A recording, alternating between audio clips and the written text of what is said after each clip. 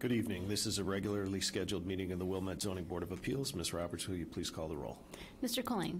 Here. Ms. Norick. Here. Mr. Raubke. Here. Mr. Schneider. Here. Chairman Duffy. Here. Ladies and gentlemen, for those of you new to our proceedings, the purpose of this board is to hear evidence on applications for variances from our zoning ordinance and on applications for special use. Based upon the evidence we hear this evening, we will make a recommendation to the Village Board of Trustees as to whether the applications that come before us should be granted or denied. We will vote to recommend granting or denying each application for variation based on whether the application meets the standards of review set forth in Section 5.4.f of our village ordinance. Applications for special use will be considered based upon whether the standards of review set forth in Section 5.3.e of our village ordinance are met. The Village Board of Trustees will consider the recommendations we make this evening at their next regularly scheduled meeting on February 12th. Our recommendations to the board are advisory only. The Village Board has the final say on all applications and will make its own determination as to whether to grant or deny them. The Village Board is not legally bound by our recommendations. There is one small exception to this rule. If this board makes a negative recommendation with respect to an application, in order for the Village Board of Trustees to approve that application, a supermajority of 5 Village Board members must vote to approve it, rather than a simple majority of 4. There's one other small peculiarity to our proceedings of which you should be aware. This board does not operate by majority vote. We operate instead by a tyranny of 4. In other words, no matter how many board members are present on a given evening, in order to get a positive recommendation from this board, an application must receive 4 affirmative votes. Ordinarily, this board consists of 7 members. Tonight, however, due to some absences, we only have 5 members present. Ms. Roberts, as Assistant Director of Community Development, sits with us tonight in an advisory capacity only and is not a voting member of the board. Please be aware, therefore, that a vote of 3-2 in favor of an application will technically go into the record as a negative recommendation with the legal effect I have previously described. In recognition of this unusual feature of our procedure, when we do not have all members of the board present on a given evening, we give the applicants who are scheduled to come before us that night the option of requesting a continuance to the next available date on our schedule. The next available date for any applicant who would like to request a continuance this evening is February 20th. There's no penalty for asking for a continuance. No such request will be held against you when your case is eventually heard. If you wish to ask for a continuance, however, you must do so at the beginning of your presentation before making any substantive arguments as to the merits of your case. Please also be aware that if you request a continuance, there is no guarantee as to how many board members will be present on the evening to which your case is continued. The cases we shall hear this evening will be heard in the order set forth on the pre-printed agenda located on the table near the door where you first came in. When your case is called, please proceed to the podium, state your name and address, and tell us exactly why your application meets the standards of review that are applicable to it. Each member of this board is a longtime resident of the village and has visited your property during the past week. In addition, we have received from the village staff these green booklets containing all written information that you have submitted in support of your application, as well as any other correspondence that the village has received. Accordingly, it is not necessary that you repeat what you have already stated in writing. Please just hit the high points with particular attention to why you believe your application meets the standards of review. After the applicant has had a chance to speak, we will open the podium to others who wish to speak either for or against the application. Everyone will be permitted to have their say, though we would ask that you keep your comments as short and to the point as possible. After we have heard all oral presentations, I will close the evidence, and the members of the board will discuss what they have heard and take a vote. Once the evidence is closed, no further testimony on an application may be offered.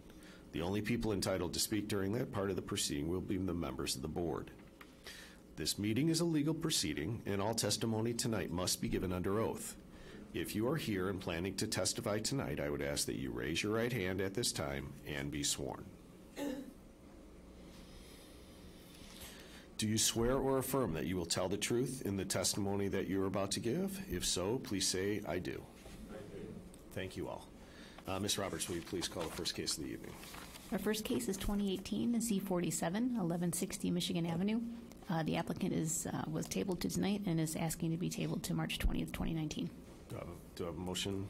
So moved. So moved. Do I have a second? Second. Thank you, Mr. Schneider. All in favor? Aye. Aye as well.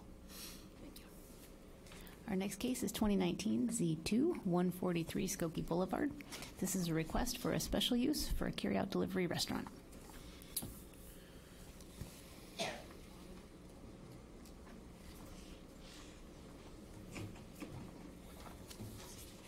Hello, welcome. Hello. My name is Kelly Yang. The address is 143 Skokie Boulevard, Wilmette. So it has been a carry-out restaurant 2007.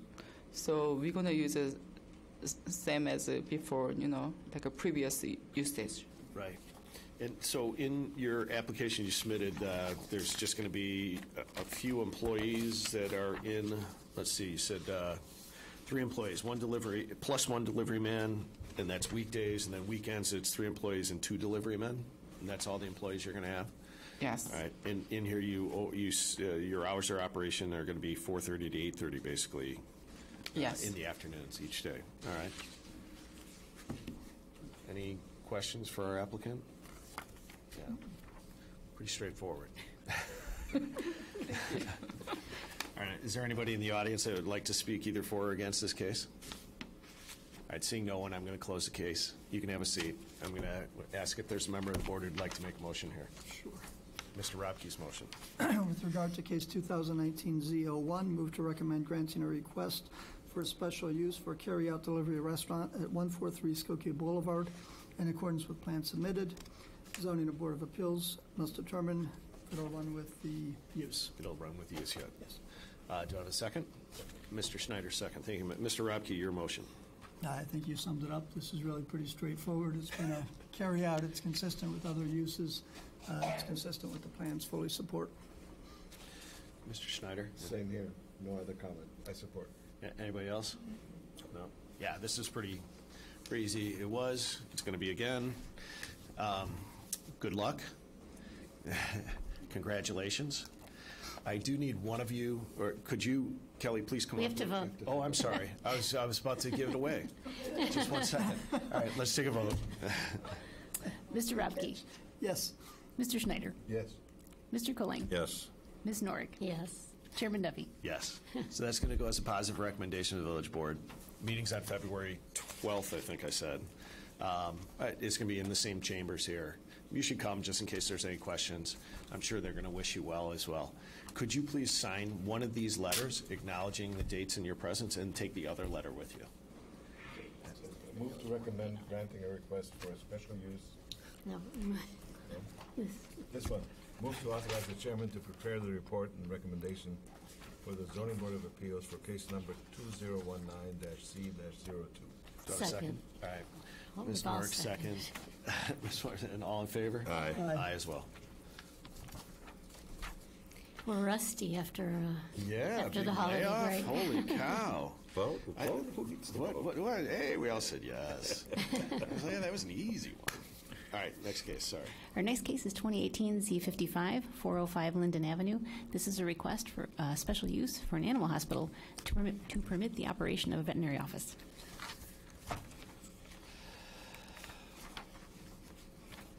Welcome. Thank you. I'm Barbara Royal. The address is 405 Linden. And I would love to have a very small but lovely, integrative, and holistic veterinary practice there. I'm a longtime resident of Wilmette. I know that I've had a business in the city for quite a long time, and I looked at this area in terms of what's already there. There's an acupuncturist, chiropractor. There's a lot of holistic, appointment-only things for humans. It's an area that people can come to for appointments and park easily and then come back out again. This little location is very small. It wouldn't really be a huge amount of traffic in and out, and so the animals that would come would be with their owners in and out of the cars. And I think it could also, because while people are waiting for treatments or acupuncture things, they would probably wander around and get coffee and do other things like that. So I thought it might help invigorate a little bit at 4th and Linden. So How many people do you think, so you say there's going to be 4 to 6 employees depending upon the day, but how many people, like customers at a time, will be? It'll only really be one veterinarian there, me. So I can't really see more than, a couple. Like during the course of an hour, I usually can see 3 clients. But not at the same time, so there'll be, but you'll have some people waiting. I try, but I can't. Yeah, right. I can't do it. So, but people will be waiting and Yeah. stuff. And Yeah. the reason I bring it up is there's we've had other cases in the area, and there's been a question about parking availability and Right. time people are in parking spaces and stuff like that. Yeah. So And I think because it's small, I'm not planning on it, having a 12-doctor practice where we, do a ton of stuff where people are, waiting for a long period of time. It will be a pretty rigorous schedule. It's appointment only because it's holistic. I'm not doing emergency. I'm not doing any of things like that. So I'll know exactly what the schedule is during the course of the day. And I've been in business for over 20 years, so I, at this point, hope I right. have an idea of what I'm doing. And I'm a longtime Wilmette resident, so I know very well the neighborhood, the neighbors. A lot of my clients that come from Wilmette are just waiting for me to do this. But so I would, I'm very keen to make sure that my neighbors like me, that the area likes me, because I live on 311 Central, so I'm just a couple blocks away. Right. So, All right. yeah. What is the space used for now? Pardon me? What is the space being used for currently? It was the comic store. The what? The comic book store. okay. The guy who was there before was there for, I don't know, maybe 40 years. Yeah, forever. Yeah, I mean, I went there, and my kids have gone there. So, yeah, my son was To delighted. build it out to accommodate Yeah, your requirements. Yes, exactly. So basically the build-out, I've got architects, the drawings that you have in front of you were from my architect. It's relatively straightforward and simple. I have 2 exam rooms, a reception area, place for the staff. Are you going to do major surgeries or things like that? No, and I've been in practice as a holistic integrative practitioner with my own business now for 13 years. Just for my Yeah. education. Yeah, no, holistic. absolutely. No, and so the holistic practice, and I've done this without doing surgery for 13 years because I work very closely with the surgeons in the area and the veterinarians in the area. So they sort of like it that I consult about the holistic acupuncture, chiropractic, nutrition, and things like that. I do everything. I do everything. I could do surgery as well, and when I worked at the specialty practice, I did. But it's really nice to have a place where I just see patients. Nobody's under anesthesia. All kinds of animals. I'm just curious. Yeah, it's dogs and cats. It's just dogs and cats. Okay. Yep. And I have seen for acupuncture. I've done work at the zoos, so I've done all kinds of different animals, but ferrets and rabbits and birds and things like that too. I can do. Interesting. I love what I do. Any other questions for our applicant? No? We're all good? All right. We're going to see if there's anybody in the audience that'd like to speak either for or against the case. Seeing nobody rush up. Here we go. Someone like to make a motion on this? Thank you, Mr. Colling. Move to recommend granting a request for a special use for an animal hospital to permit the operation of a veterinary office at 405 Linden Avenue in accordance with the plan submitted. The zoning board must determine what special use should run with the land or the use. It runs with the use. Runs with the use, yep. Do I have a second? Second. Thank you, Mr. Snyder. All right, Mr. Colling, your motion here. Yeah, this is a small, veterinarian practice going into what is a vacant area there in 4th and Linden. There shouldn't be a lot of excess traffic, and I think it meets the standards of review, and I can support it. All right, Mr. Schneider. I agree.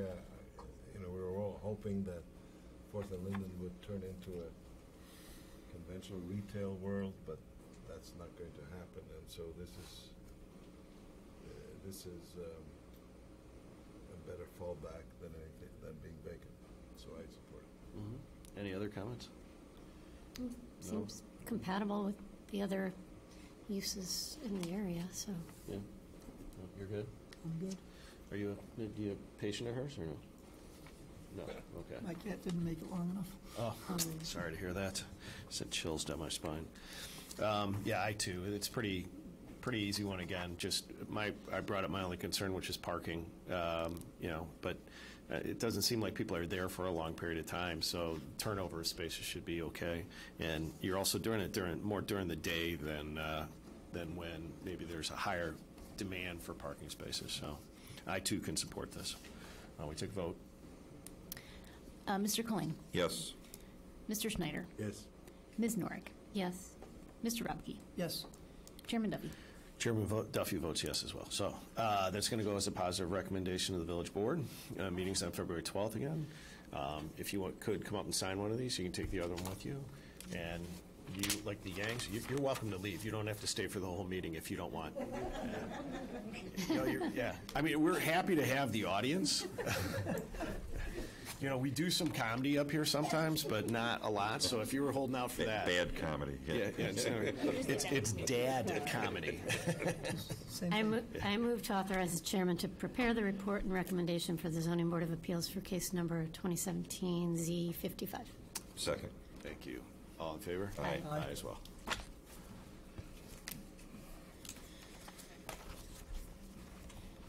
All right, here we go. Our next case is 2019 C1 1101 Dartmouth Street. This is a request for an expansion of a special use for an educational facility, primary, and a 3-space parking variation to permit an addition to the existing building. All right. Before we get started on this, I just want to, you're welcome to come up while I do my little spiel here. So we received some letters about, questioning about when notice was given, how much notice was given, distance-wise around the space and everything. And so there's been a request by those people to table this. We're going to move forward with this. And after the neighbors get to have their say, we can determine if we need to table this for more time. Now, if there's a compelling argument that we do need to table this more, then we could decide if we want to table it or not. Okay, so I would please present, and we'll move through the process, and at a certain point in time, we'll decide whether we're going forward tonight or not.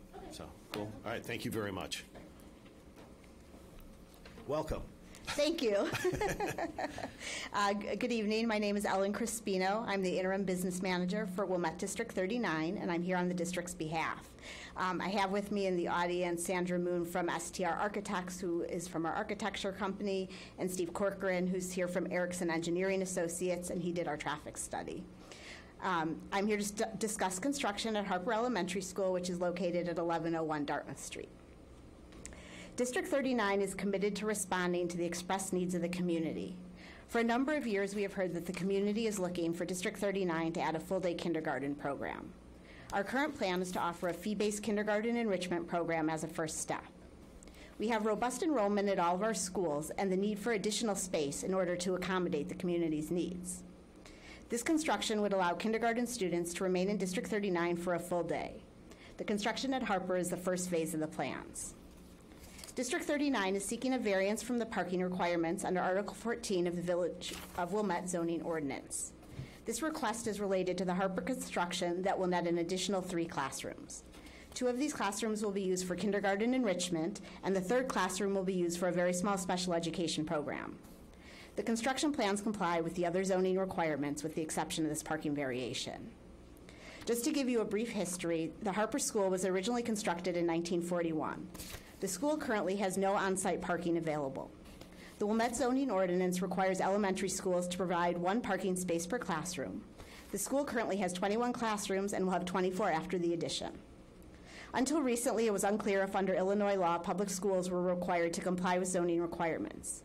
It is a reasonable belief that the site was improved over the years to address the community's educational needs without seeking parking variances.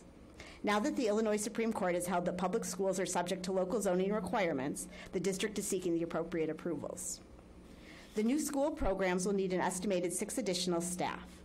The traffic study that we submitted shows that there is enough on-street parking for the additional staff. The situation of the district was not created by the district itself, but by a change in application of prior law. This is a unique set of circumstances that does not apply to the majority of property owners in the zoning district. While the lot currently has open green space, it is used for physical education and other classroom-related activities, thus cannot be used for parking. The district will not be able to construct the much-needed school classroom addition absent the granting of the variance. This would be a hardship for the district and community as a whole. This hardship is generally not shared by other properties in the same zoning district. Our architects from STR are here to discuss more details, but we believe this is the best location for the addition, and we have made an effort to minimize the impact of the addition on our neighbors.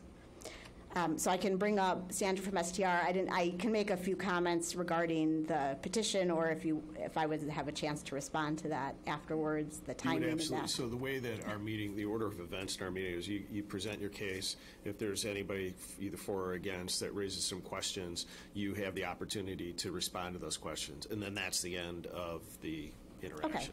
Okay, so then I'm going to bring up Sandra Moon from STR. Before you do that, so Yeah. is there currently kindergarten there? There is kindergarten, but not kindergarten enrichment. So this will be adding kindergarten enrichment so that the kids, currently it's a half-day kindergarten program, so the kids would be able to stay at the school all day, half-day kindergarten and half-day of a fee-based kindergarten enrichment program.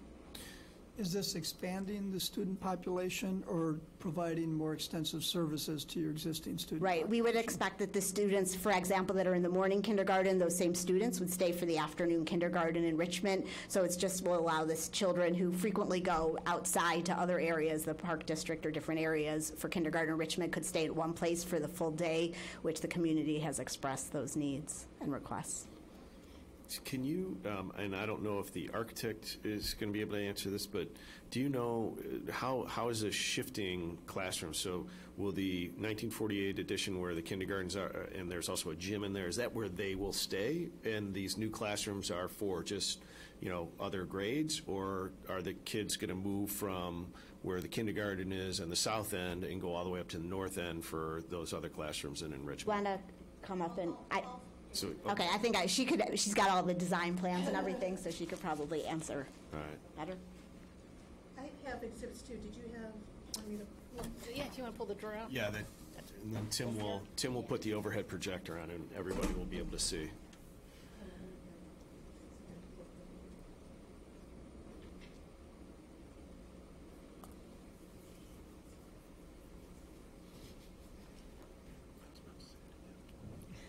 So to answer your question before I kind of get into this as well, I think it's really more of a programmatic and operational aspect. The current kindergarten are over in this area here.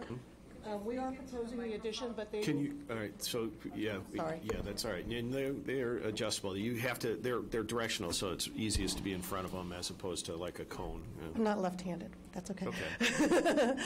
The current kindergarten classrooms are over in the 1948 wing.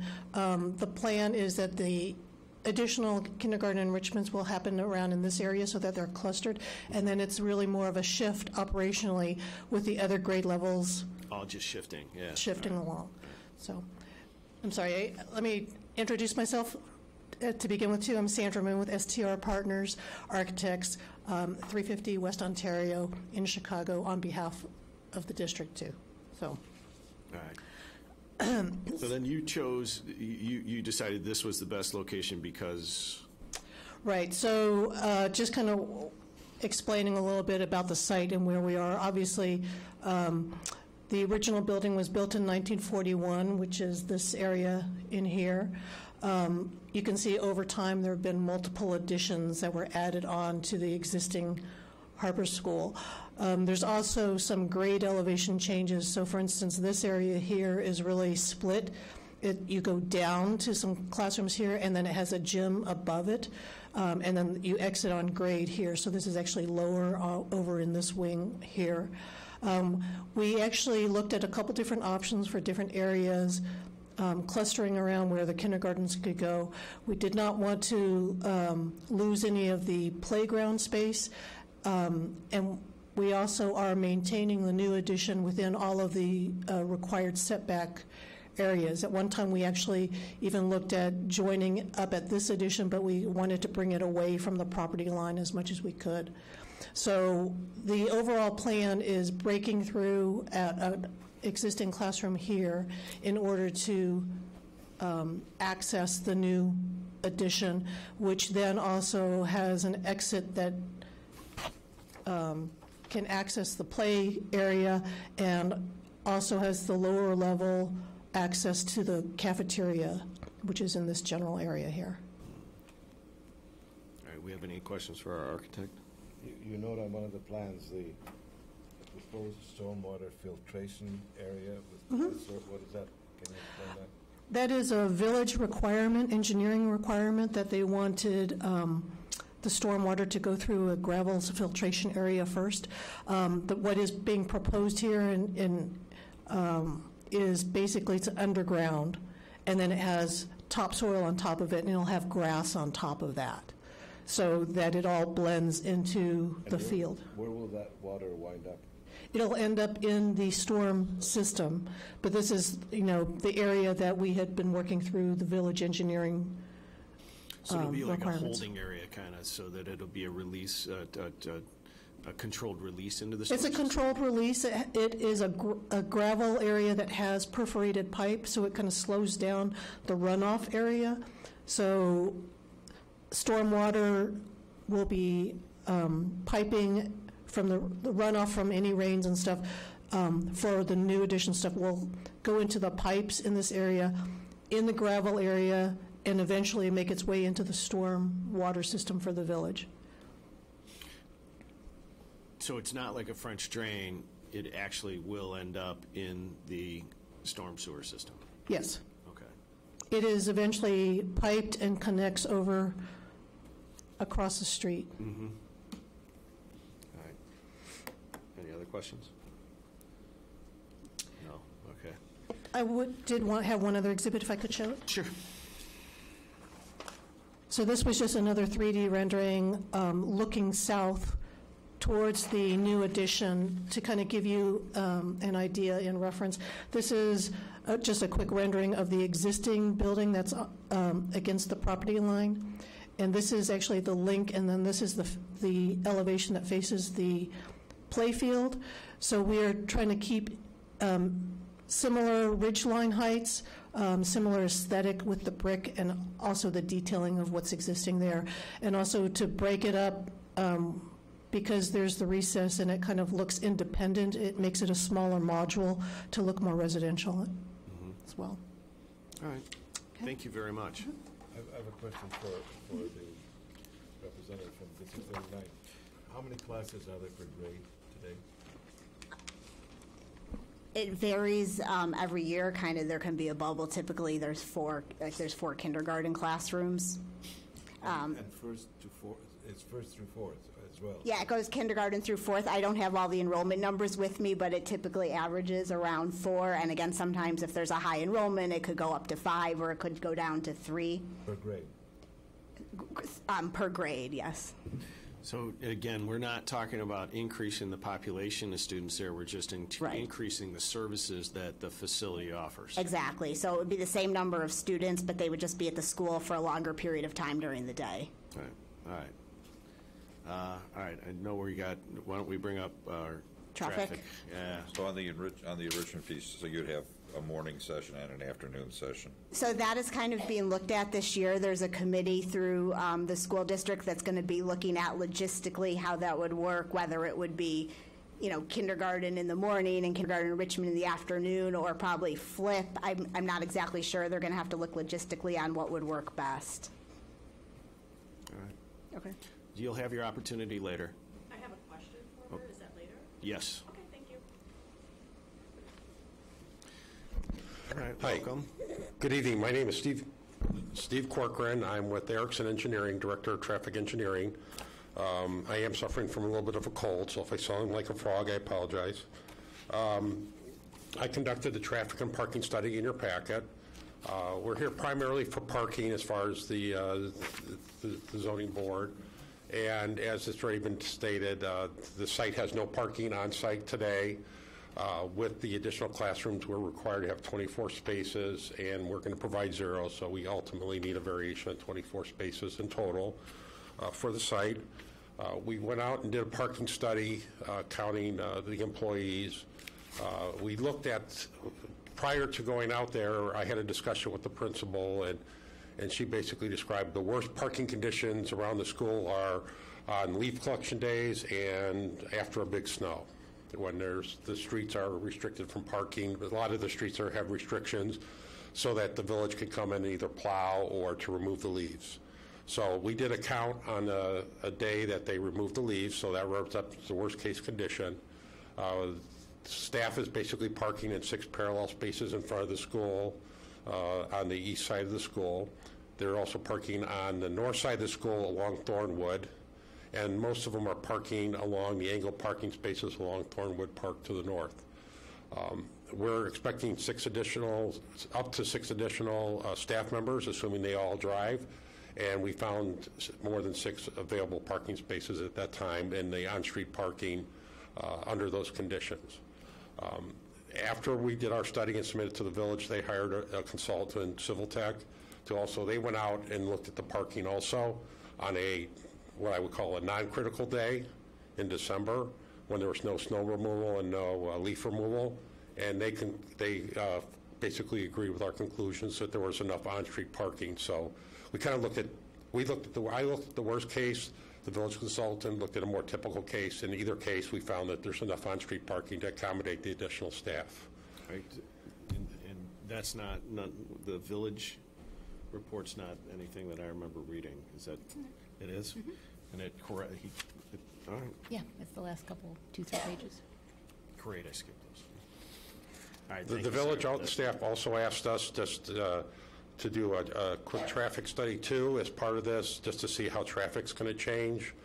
And in essence, while we're not changing the number of students, now we have a kindergarten basically split up into 2 half-day programs. So we got part of the students coming in the morning and leaving late morning, and then in the afternoon you have early afternoon students arriving and then leaving when the rest of the school is dismissed.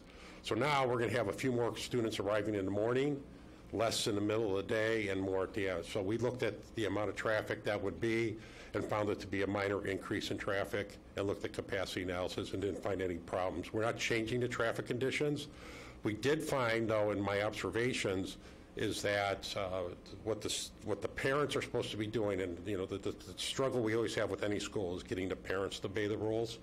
And parents, when they approach the drop-off or pick-up in the afternoon, they're not supposed to turn from Thornwood to go in front of the school. They're supposed to go 1 block to the north, turn down, and come that way. And what we find is there's parents doing the improper movement. So we suggested some additional signage. The village's consultant had some modifications to that. We'll work whatever the staff, ultimately that the Public Works decides, we'll do that as far as the signage goes. And again, encourage the parents to obey the rules. So. It's the toughest thing. Yeah, agree. I mean, every time we have a case similar to this, that's the toughest thing, is training people who are picking up and dropping off to follow the rules. Kids are never the problem. It's always the parents. Well, I'm just saying the people that are picking up and dropping off. All right, any questions for our traffic engineer? No, it's pretty clear. Thank you. All right, thank you. All right, anything else you want to add before I open it up? No.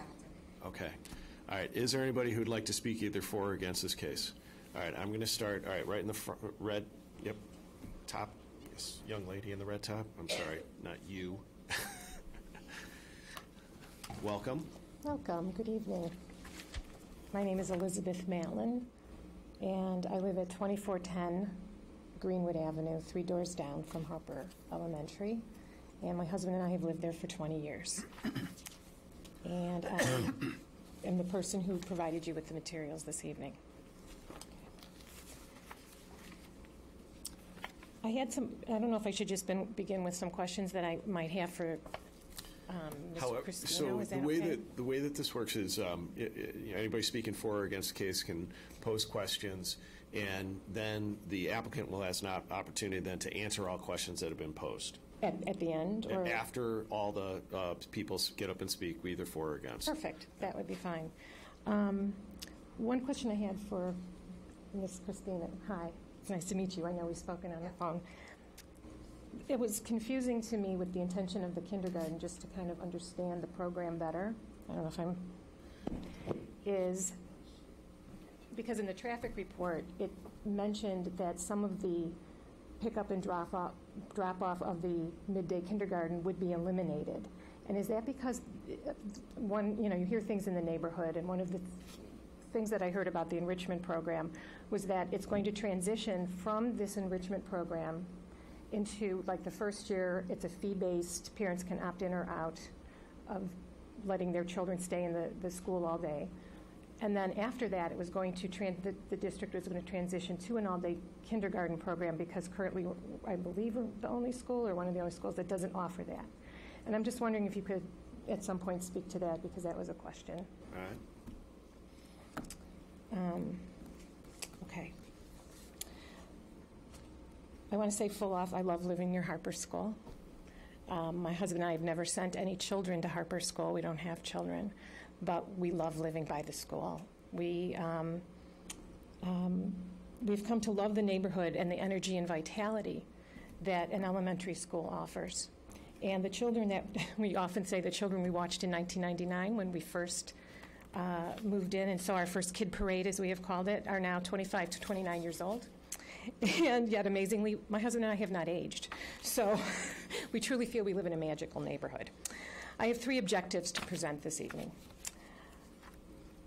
My first objective is to discuss the existing parking and traffic concerns on Greenwood Avenue that need to be addressed prior to the school expansion. My second is to indicate some of the inherent flaws I feel were in the Erickson Engineering Harper School Traffic Parking Study, or the TPS, that proves it doesn't necessarily accurately reflect current conditions of parking situations in the area. And third, I'd like to suggest some realistic solutions to improve parking and traffic on Greenwood Avenue, specifically where we live. I feel this evening I'm here tonight representing not just myself and my own ideas, but also everyone on the petition that I gave you. I would say a number of those people, including myself, support the expansion of the school for the kindergarten program. I have learned much more about it. I think it's a great idea. I think the PTO, from what I've learned, has polled parents for several years, and that the community really wants this. And also, it's a hardship, I think, on parents when they're working and they need their children to be watched all day long. And they're not getting that with an all-day kindergarten that other parents are getting elsewhere. So I actually am very much a proponent of the project.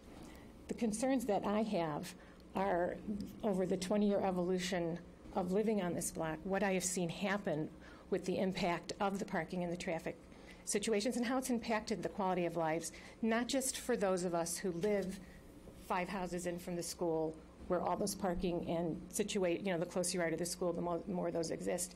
We have 34 homes on our block, and some of the traffic things that have popped up lately, especially when my husband and I were taking the petition around on Sunday for people to sign, I was interesting to hear people at the way other by the Hunter end of the street really comment and be vocal about some of the frustrating traffic concerns that they've had as well. So those are the things that I would like to address this evening.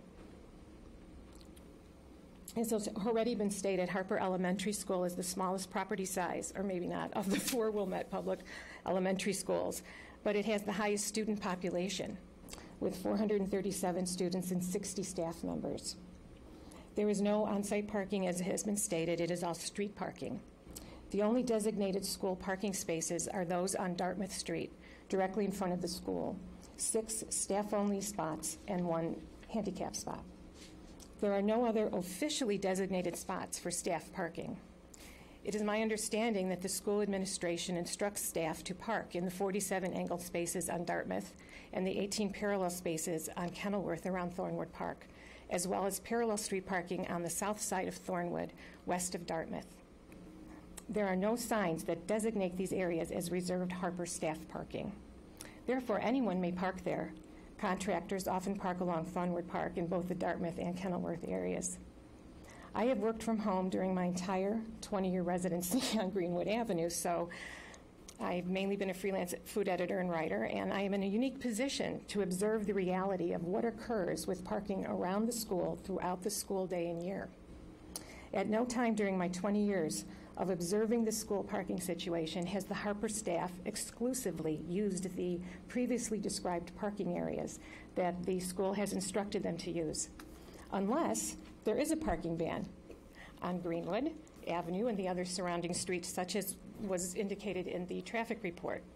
On those days, yes, magically, no one is parking on our street, and that lot is full over by Thornwood Park. And I have provided you with these 2 photos, which I might refer to again in my packet, that shows that Thornwood lot, both on Friday of last week at 12:30 p.m., with many, many empty spaces in it, and then again this Monday after snowfall at 9 in the morning, right after, school bell, it was 8:35 or 8:36, it's earlier now. And you'll notice the snow one, it's even a greater expanse of space because the park district didn't plow it, so it's not an inviting place to park your car. Both, blah, blah, blah. Weather conditions, and I had to write this all down because I didn't have a lot of time to prepare, so I didn't want to ramble too much. Weather conditions have a significant impact on whether Harper staff parks in the Thornwood Park area or other side streets. Snow, ice, rain, wind, and cold often all influence parking patterns and how far away staff is willing to park when the weather is bad. I regularly observe Harper staff arriving in front of my home on Greenwood Avenue at 7:30 a.m. to park. How do I know they are school staff? Well, truth be told, I'm only using my power of observation. They exit their vehicles, often with briefcases or wheeling small pieces of luggage, holding armful of books, files, or supplies, and they walk directly into the school. Their vehicles remain exactly where they are until 4 p.m. or later, when I observe them walking from the school back to their vehicles and then departing.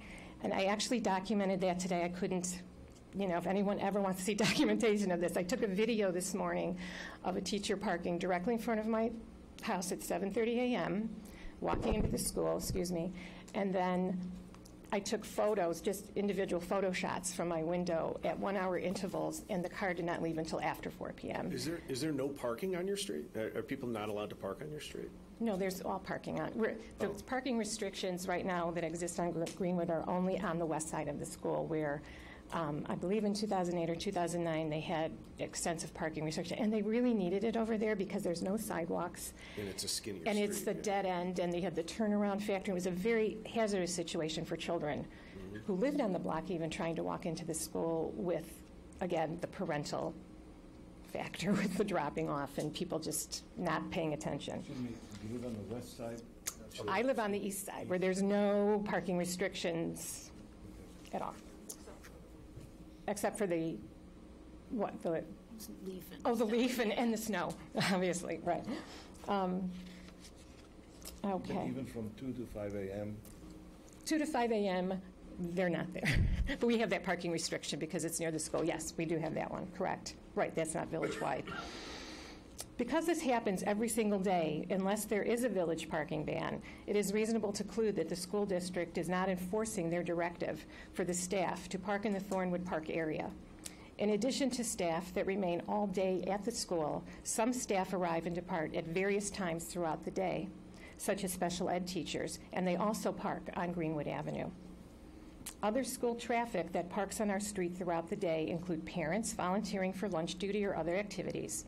We also have parents and caregivers, kindergarten pickup at 11:10 a.m., early afternoon kindergarten drop-off at 12:30 p.m., the 3:15, and I want to just reference the other photo. I know you've seen a million of these over the years with people not following parking signs, but the van that I included in the other photo was taken also on Monday of this week, and it's at the 11:10 pickup for the kindergartners, and someone is parking in that don't park from here to corner right across from the school, leaving the motor running 10 minutes, going over, So this is what happens all over the block. The 3:15 p.m. dismissal, then there's this 4:30 p.m., not maybe every day, I'm not sure which days it is, after school clubs pick up, again, with lines of cars and parents. And then maybe, and again, I guess this would be another question for you, Mrs. Crispino, what will be the situation with the kindergarten program until, if it's, our parents going to be coming 5, 6 o'clock p.m. at night for another pickup after they come home from work. I don't know what the pickup time used to be at the Park District program, so that would be a question if that's yet another, until it would maybe transition to all-day kindergarten, is that yet another pickup we're experiencing in our area. These pickup and drop-off, these parents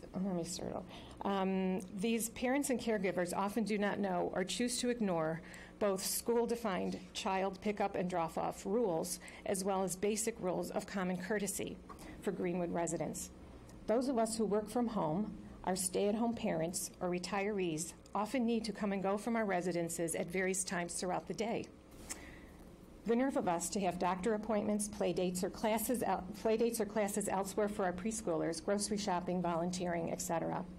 We often cannot control the timing of our coming and going, despite our best efforts to avoid the rush of school traffic that regularly occurs every day, multiple times, on Greenwood.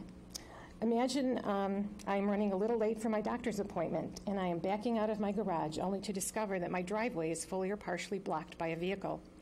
If I'm lucky, the driver will be inside, and I can ask them to move. If not, I must get their license plate number, walk down to the school, and have them paged. Or worse, 2 vehicles have parked right up to the edge of both of my driveway, and other vehicles are parked directly across the street at the end of my driveway, the dreaded boxed-in affair. My modest-sized 4-door sedan in my narrow one-car width driveway has no swing room to back out without hitting the SUV's bumpers that sit at the very edges of my driveway. Now I'm going to miss my doctor's appointment because I have to have the school page 2 or 3 cars or call the police and wait for them to arrive. If the street happens to be narrowed by curbside snowpack, this situation occurs more often. Does this happen every single day? Absolutely not. Does it happen often enough that the erratic nature of it is stressful and upsetting? Absolutely yes. Have I noticed over the last 20 years that it is happening more often? Absolutely yes. Does it happen almost every day from 2:45 p.m. to 3:15? Yes. Does the Harper staff parking on Greenwood make the parent-giver parking situation worse? Yes, it does. Does the proposition of hiring 6 more Harper staff seem intolerable when all 6 may very well decide to park on Greenwood? Yes. Fact, of the 10 households on Greenwood that are 250 feet from the school that you felt would be the most impacted by the school expansion, 7 of the 10 have single-car width driveways that make it more difficult to maneuver in a heavily parked surrounding area. And then this is a funny little aside, because I was typing this at 3:05 this afternoon in my office, home office. I am typing this today at 3:05 and had to take a break to ask someone blocking my driveway to move, literally as I'm typing this. I leave you with one final example of a parent-caregiver parking incident. Oh, and I took a picture of their car, and it's time date stamped if you need to see that. I am telling the truth about that. This happened just last week when I was away running errands. It was relayed to me by my neighbor, a PTO executive board member, that a car was blocking her driveway for the 3:15 dismissal. She asks them to move. They move down and block my driveway. She walks over and tells them it's illegal to block driveways and to move again. The driver tells her that it's cold outside. She doesn't want to walk any further than this to the school, and she won't move. So unless I was home to come out of the house to shoo her away, she's not going to let the neighbor do it. Like, call the police, I'll be gone by the time they come here. The parents' caregivers that are parking on Greenwood for the 3:15 dismissal should be in the vehicle queue on Dartmouth. Why are they on our street? They should be in the carpool lane, and they're not. Instead, they arrive very early on our street to avoid the crossing guards and ignore the restrictive turn signs. The children they are picking up must either walk to their parked vehicles or be escorted to the vehicle by the parent caregiver. Sometimes the children enter the vehicle's street side, not from the sidewalk. Then the driver must enter the stream of cars going east on Greenwood toward Hunter, because there's a parade of, the line that if you're in the proper queue, it's a parade of cars that are coming down our street. These are safety issues for all concerned. I want to compliment, though, at this point, to go on record, to really compliment the PTO for all their efforts in diligently communicating the traffic safety rules to parents. They understand the issues well because they have the daunting job of enforcing these rules. It's a very tough job personally. Again, 20 years on the block, many of my friends that their kids have gone through Harper, they're the 20-year-olds now. They had that job of being that PTO volunteer crossing guard. And it is one of the toughest volunteer jobs you can possibly have, especially with such young children, and you're really trying to protect them from people who are not paying attention. And even more distracted, I would say, since cell phones and so forth in the vehicles, it's written in, and they have great instructions, the PTO, if you look on their website, to give to the parents. Obviously, they can only do so much. They cannot ensure that the parents read their information, which they have great information, or if they do read it, ensure it is communicated to grandparents, babysitters, nannies, or other caregivers that are driving students to and from the school for them. So the parents may know, but are they communicating it to? I had a grandmother once who just parked in front of my in my house, and I was just like, nobody told you the rules. You know, you're helping your son or daughter out and picking up your grandchild, and you don't know the rules. If the school cannot enforce their proposed solution to the 24 parking variations, which is having their staff park at Thornwood Park, and the PTO traffic volunteers cannot control the rogue parent-caregiver population to stay in the carpool lanes, then Greenwood Avenue is nothing more than a parking lot for the school. Residents who live near commuter trains are granted parking restrictions to prevent commuters from turning their streets into parking lots. Greenwood Avenue needs to be granted the same consideration. In fact, as you likely know, since our village president lives there, this is what I referred to before, lives there, Greenwood Avenue west of Harper has parking restriction signs that were installed in 08 or 09. I'm not sure which. The petition for the signs was dated 08 that I had access to. They have, I have a picture on my phone, but they have, okay, so it's a 13-house block. 8 houses on one side, it's very short, 5 on the other. They have 5 sign posts on this tiny area. The post has 5 signs on it. So it has the typical snow sign. It has the 2 a.m. to 5 a.m. parking restriction. Then it has a sign that says you cannot park here. This is to no parking between what would be the morning time, so that parents can't drop the kids off. I think it's 8 to 10. Then they have one that says permit parking only for 3 to 3:15 for the pickup. So residents could have, you have to be a resident to park there at that time. Resident of what? A resident of the neighborhood. Or you could, any of your guests. So if you had friends come over or you have to have a contractor at your house, obviously they can get in to park. But really nobody else is supposed to park there. Now some teachers do still park there, those special ed teachers or other teachers I think that come and go, because they could get in there between those 2 windows between 10 a.m. and 3. But again, it's not crazy on that block anymore. Okay, and again, they needed those signs. They needed those signs. Yet, after they were put in place around 08 or 09, Greenwood Avenue east of Harper, where I live, became much more congested. Now, not only are we dealing with all the previously mentioned parking issues, but our friends, family, and contractors cannot easily park near our homes. Lawn services are enforced from March till June release, and then from late August till mid-November. All those are school months. My contractor will sometimes ask permission to park across my driveway because he literally cannot find any street space long enough or open enough for his trailer. I will go out prior to teachers. I will go out prior in the morning to teachers arriving in front of my home around 7 a.m. and sometimes park my car in the street to save a space for a contractor that I know is coming to my house. They can't really park in my driveway. Their vehicle might be too big, and I know they're carrying heavy equipment or something. I don't want to have them to park way, way down the street to be able to service my home. Traffic issues on Greenwood have much to do with driving restrictions.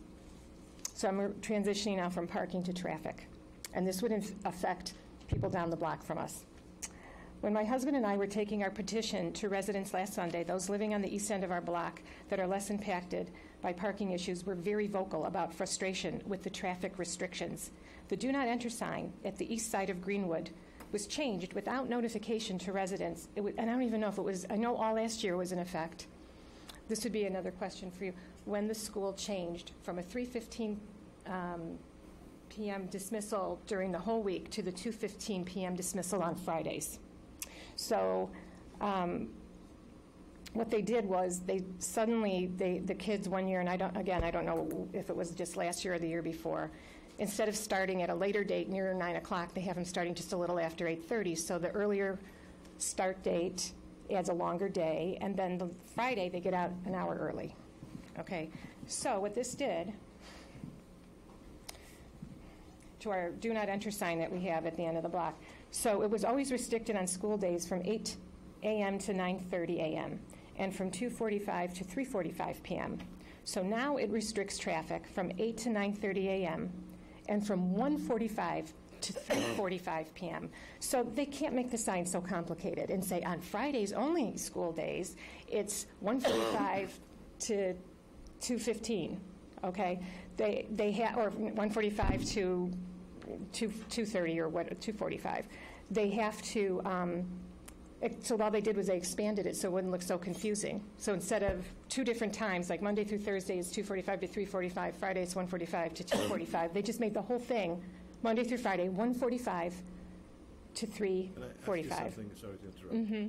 Have you raised any of this or your colleagues with the Transportation Commission?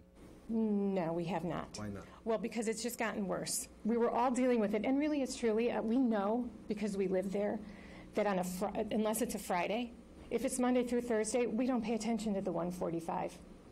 When We just drive through it because... when I was on the Transportation Commission briefly, Ramona School, St. Francis, all came before, and they dealt with the Transportation Commission to deal with traffic issues, crossing guards, and all of that. Why have you not Well, and a lot of... raised that with them? You know, again, it's just gotten worse because of the parking signs that the traffic study, and they've just implemented them since they've come back to school after holiday break. It's made it so much worse that now people are not just getting along. See, we're so inconvenienced. It's like the frog being boiled degree by degree, you know, and he's not going to jump out of the pot. It's almost like we're so used to being inconvenienced that, and they never communicated to any of the residents that sign affects all 34 houses on our block. Nobody said to us from the school, the PT, I don't even know who it would be, the people who affect the sign, the PTO, the school, nobody had said to us, our residents, we're changing the dismissal time on Friday, so your sign is going to change, blah, blah, blah. Nothing. It just appears. Plus which, well, I'm going to get into that. I'm driving home, and I'm thinking at 3:15, that's the time I avoid the school. So the first time I encountered that I'm coming home at 2:15, I think I'm safe. I'm not going to hit the dismissal time. And it's the full dismissal at 2:15, and I'm like, what is this? Is it a holiday? It's a Friday. Are they having a special holiday at the school? I'm clueless. And it wasn't until I talked to my neighbor who's here, who sent her children. She said, oh, don't you know Friday's now a 2:15 dismissal? And I'm like, no, I don't have children at the school. I don't know this. Not everybody at the school has children at the school.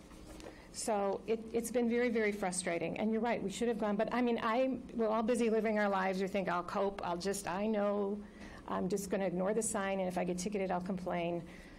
You know, but at 1:45 on a Thursday, nobody's looking or caring that you're ignoring that sign and going down and not paying attention.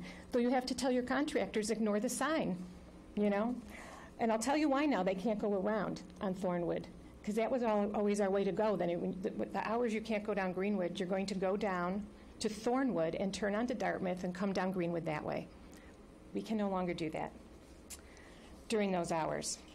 And I'm going into that. Okay. I just went through all of that. Okay.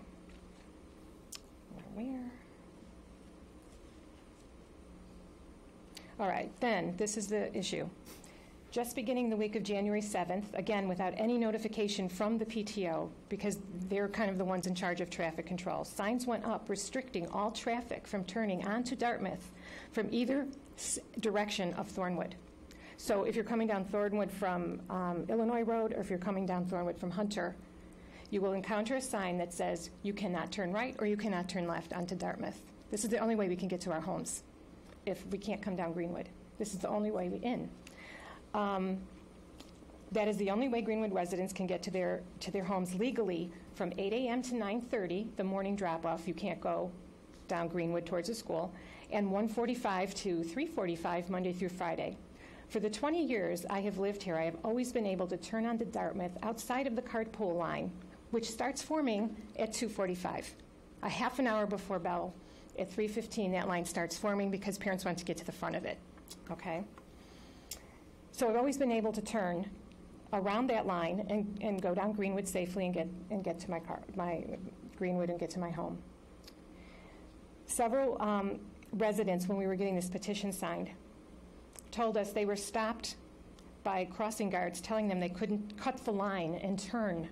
See, they don't know we're a resident. They think we're a parent at that time. If your errands, again, take you to, God forbid, you're there at 3 o'clock when the crossing guards are out 15 minutes early, they think you're a parent. They don't know that you're a resident. Several residents told us they were stopped by crossing guards telling them they couldn't cut the line and turn. Some were let through when they explained they were residents. One told us that she had to get, one of the crossing guards told another neighbor that they had to get into the carpool line anyway and wait to turn with everyone else just to get to their home. And they were not picking up a child at the school. I understand the objective here, prevent cars from cutting the line and causing safety issues. But something has to be done to let residents through. This is unacceptable. And as much as respect as I have for the PTO, I cannot understand why they didn't understand how residents would be affected by these new turn rules. Why didn't they reach out to us to discuss it or at least notify us that this was going to be implemented? Okay, I'm going to stop you right now because all this turn rules and traffic has nothing to do with what we're here for. Okay. Yes. Okay, then I'm going to get to the parking thing. Okay, please do, because as Mr. Schneider brought up, this is something for traffic committee. Okay, then I will save my comments for the board later. We're here talking about 3 parking spaces. Okay, then I will continue. Erickson Engineering, who was hired by the school district, compiled a traffic study, a TPS, on November 7th.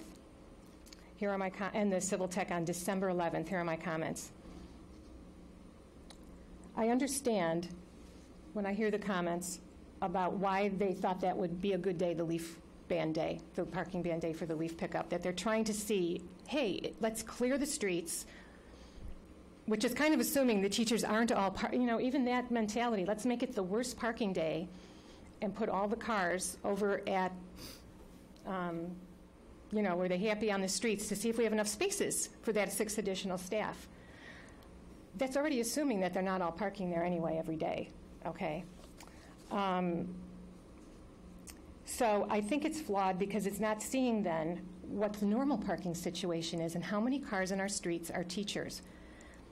If they had done a study, they only did a 1-day study. Why didn't they do a leaf ban day and then a normal day to see who's parking on Greenwood Avenue or some of the other streets surrounding when it's not a parking ban day? Because all you have to do would be to take some photos of some license plates, run them, see, are they the teachers parking there? Where are the staff parking? They don't want to know. They don't want to know. Okay, and it's too bad. The Thornwood Park lot has 87% occupancy on November 7th, the parking ban day, according to the Erickson TPS. 41 out of 47 spaces were occupied. The Civil Tech Engineering on December 11th, which is a normal non-banned day, has 57% occupancy. So we go from 87% occupancy when they're forced to park there to 57% occupancy when they can park wherever they want. So only 27 out of 47 spaces were used on the normal day. This illustrates the distorted statistics. The 2 parking lot photos that I submitted to you support the lower occupancy of that lot as reported on a normal parking day by Civil Tech. You'll see that big gap, okay? That is because that is the norm. They're not parking in that lot because they hit a point where it's too far, and parking on Greenwood then is closer. Especially, we get great plowing. Our sidewalks are plowed on Greenwood, which is, again, a wonderful benefit of living by the school. Our streets are very well plowed before school starts. So why wouldn't the teachers want to park on our street where it's fully plowed sidewalks, then by the park where it's not plowed as efficiently? The sidewalks are never plowed. They're still not plowed and covered in stone. They can't even get to the sidewalks in front of the park because the snow is all piled up by the curb and they have to step over a big pile from plowing out the parking lot. Can I interrupt? Yeah. Please, sorry. What would you recommend? I have a recommendation. I just want to outline. I feel this is important somehow, but if I'm going into too much detail, there's an error in the report on page 1 under the roadway characteristics for Greenwood. The report states the do not enter sign says 245 to 345, but on school days when it's 145, so they have an error there. On page 3, under school trip generation and distribution, the report states that overall there will be a 9 to 11% increase in traffic volumes at the school. I don't understand 9 to 7% increase in traffic, so I want an explanation to how that translates to my personal experience every day. This sounds significant, even though after the first year, the kindergarten drop-off pickup will be eliminated. It sounds impactful. I agree with the report recommendation on page 5, the last paragraph, that occasional enforcement by the Village of Wilmette Police Department can reinforce one-way restrictions. In fact, I think the police presence there would be a good thing. I'll go faster. Erickson's observation on page 6 of minimal on-street parking along Greenwood, Thornwood, and Elmwood Avenues, 1 to 2 vehicles, is a direct result of the parking ban. This never happens on a normal parking day. Also on page 6 of the Erickson TPS, the second to the last paragraph is completely false. The additional 6 Harper staff hired will most likely not park that far back in either the Thornwood Park lot or past the mailbox on Thornwood west of Dartmouth, not unless the school enforces that as a parking policy. They will park wherever is closest to the school. I concur with in the Civil Tech report, I concur with page 3, item 6, that they have to come up with different signage for the overly restrictive no-turn signs for Thornwood. All right. I'm getting to solutions. I'm wrapping up. I'm representing many people here who could not be here tonight because of the way the notices were sent out. And whether you agree with that or not, I feel responsible that all those people who signed that petition, I'm their voice tonight. So thank you for bearing with me. There could have been 5 or 6 other people talking tonight, so I'm taking their time. I find it distressing that neither TPS study considered the residents at all with the restrictive signage surrounding the area and did not ascertain that it is actually preventing Greenwood residents from accessing their homes for 4.5 hours of the day. That was not in the traffic report at all. Just put the signs up, hey, it's a great idea. It'll stop the people from cutting in the line. What does that do to the residents? Did you even think about it? No 1 day or 1.5 hour. The Civil Tech report was done from 2 to 3:30 p.m. It was at 1.5 hour observance. No 1 day or 1.5 hour TPS is going to give an accurate picture of the issues surrounding, this is my summation of this section, of the issues surrounding this very populated and traffic-dense area around Harper School. Other variables impact parking and traffic on a regular basis, such as weather conditions and events at the school. Neither of these studies were conducted with snowpack at curbsides, which narrows the street, snow and ice in the parking lot and on the street. Snow is potentially impactful 5 months of the school year. As depicted in my snowy, unplowed parking lot photo, the Park District does not always plow the lot promptly, and staff migrates to other streets on those days. The school maintenance is not responsible for plowing the Thornwood Park lot because I talked to the gentleman of their head maintenance snow blowing that day, and he said, no, we don't plow that parking lot. These studies are incomplete and not reflective at all of an accurate parking picture at the school. In addition, to determine if Harper staff is not parking on Greenwood, license plate numbers would need to be run and checked. Solutions. And I'm going to stop here and say I am for the expansion of the kindergarten, and I love living on this block. And I'm not moving. I'm going to be 60 years old. I've been there since I'm 40. And I'm not moving from this neighborhood because it's a wonderful, wonderful neighborhood despite all this negativity I seem to be saying. And I want the kindergarten expansion. I want it. Okay, despite all of this that I'm saying, I don't mind it. My solutions. I believe there is a viable and easy solution to create a safer and more reasonable living environment for the residents. This solution would allow for all 24 parking variations and the addition of the 3 classrooms. It would ensure that Harper staff parks where the residents in school would like them to park. And basically, I'll cut to the chase. I bet you can't even guess what it is. Get the signs that are on the west side, on our side. Okay? Parents, you put this parking signs there. Parents running into the school for lunch duty could still park on Greenwood. Those signs wouldn't prevent the volunteer parents from running into the school. That's fine, parking on our street to do lunch duty. Our street would no longer be a school staff parking lot or a parent caregiver pickup drop-off location, and it would ensure the carpool lines are followed more. If you restricted those parents from driving in at 2:45, blowing off the signs at the school, because the crossing guards aren't there to physically stop them, they park on our street, and there's a lot of them. Environmentally, I mean, they let their motor run for 30 minutes when it's cold so they can be heated in their car And they come really to get those spots nearest the school where we are. And it's very frustrating.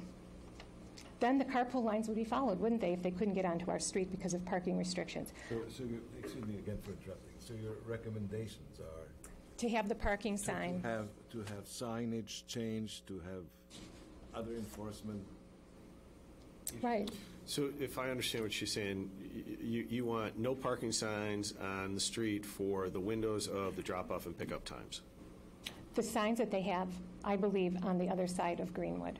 Yes, on the other side, on West Greenwood. You want no parking during drop-off and pickup, and that That's would right. prevent. And, okay. right, that the teachers can't park there either. The teachers cannot park there either, at least right, the because all-day students. Right, because they would be parked, right. That's Fully right. understand. Right. Right. The other thing would be, what is the solution for those no-turn signs? Because we have to figure something out with that. No turn signs, yeah, that's not us. Right. Okay. It was part of the traffic report, and so I felt I needed to say it. I thank you for your time, and again, I know I taxed you, and it was a lot of detail to throw at you, but I really feel I'm representing many people here tonight. Okay. Thank you. Thank you very much. All right, anybody else want to speak for or against this? All right. Elizabeth stole my thunder. Really? 10 Go times. figure. Yeah. So I'll be brief. First, Mark Mydlack, 2418 Greenwood. My front door is the closest door to Harper School. 3 kids went through there, love the school, love the program. I just want to echo the comments on the parking and the traffic. First question is, I am concerned about the request for the variance because there doesn't seem to be an end in sight to this. It started with no parking, which is kind of ridiculous. I think there were cars in the 40s. And then every expansion, there must have been a variance, but because they didn't think they needed to do this, it didn't go through that process. So as a homeowner, I want to understand, is this the end, or does this happen if they want to add another roof layer on because enrollment goes up? So it doesn't seem for me to see an end to the variance process. And I echo the comments about parking. I do think we need more restrictive parking on the streets closest to the school. New Trier has a similar circumstance, not enough parking for all the visitors. The homeowners are fairly well protected by restrictive parking signs, so they can have a fairly normal quality of life. I have to deal with drop-off and pickup. That's fine. I understand that's the nature of the beast. There's been some good comments on there. I'm not going to go over that again. So my position is I'd like to understand, where does this ever end, if it does? And then secondly, this isn't going to help things, for sure. So I do think the parking problem needs to be addressed in consideration with the zoning variance request. All right, so I can answer one of your questions. So as was brought up in the original presentation, the state of Illinois said that schools now have to follow the parking restrictions by the municipality, and our municipality happens to say 1 spot per classroom. Right. So now that they're doing some work since that law was changed, they have to come in and ask for this parking variation. And any other time that they do an expansion, if they're going to add another classroom, more classrooms, they would have to come back and ask for a variance. So there's your answer. Yeah. Is this forever? I don't know. Are they going to expand forever? Is there more room to expand? I'd say no. There's really not, but you never know. Yeah, fair enough. I guess the other point I'll have is it seems to begin with the fact that, hey, this is in place, versus going back to the very beginning and saying, how do we look at this space properly? And they have a lot of space. It hasn't been looked at as a parking option. It's just sort of assumed that we can't touch that because that's the way it is. And well, your kids went to school there. They used the open space. Yeah. So you don't want to take away that open space for parking, right? I mean, you understand why. I understand why, but I do think there doesn't seem to be reasonable consideration taken for the parking situation. You heard the emotion coming from my neighbor, so it is a real situation for those that live there. Let me ask you, if they were to add the 3 spaces on that open field south of Thornwood by Harper, would that make your world better? No, absolutely not. So, Lisa, let me ask you, is this a three space or 24 space variance? It's only a 3-space variation because that's what's being added at this time. I understand, but right. They're supposed to have 24. 20, right. And they don't have any.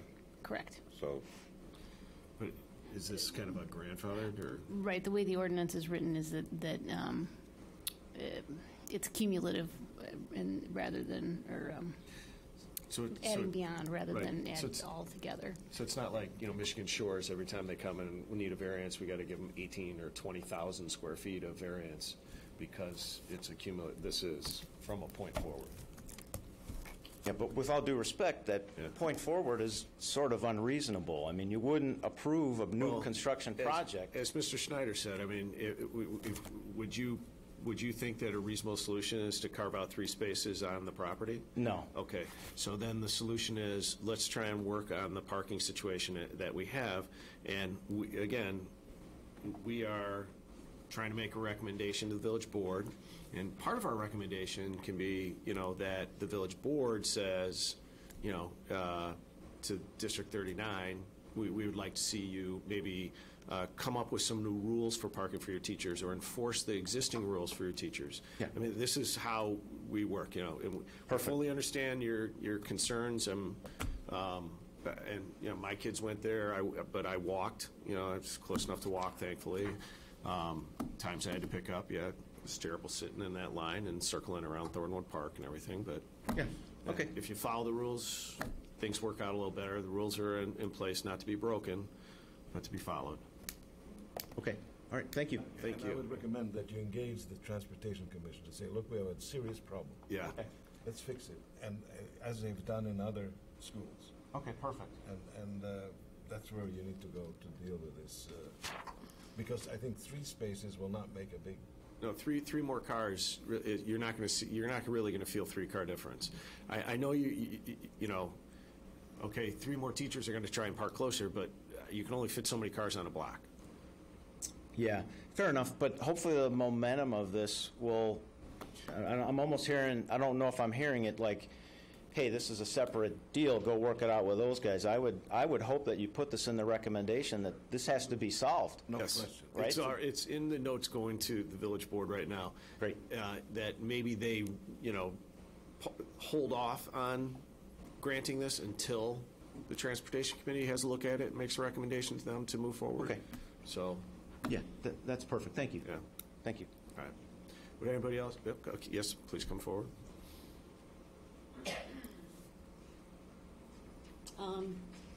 First, I have. Introduce yourself, please. I will. Welcome.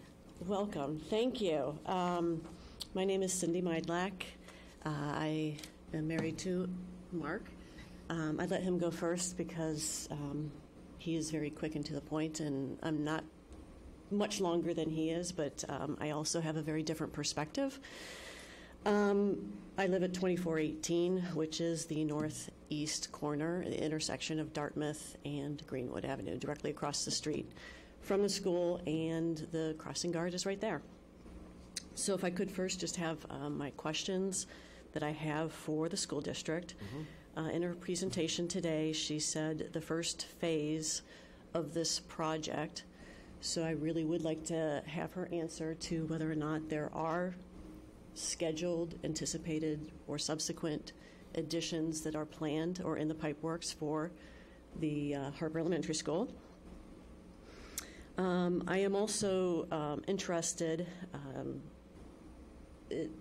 currently the description of the addition is for full-day kindergarten, and I would like to ask the question, are there any plans to to offer services beyond the normal 3:15 dismissal, or is this purely a full-day kindergarten and it will be dismissed at 3:15 with the rest of the school? So those are the 2 questions I have for you. Beautiful. The other comment that I have 2 comments. One is in some of the traffic reports, and I think this is our frustration, is that you actually do not have correct information. And I really commend Elizabeth for trying to make sure that you do have correct information.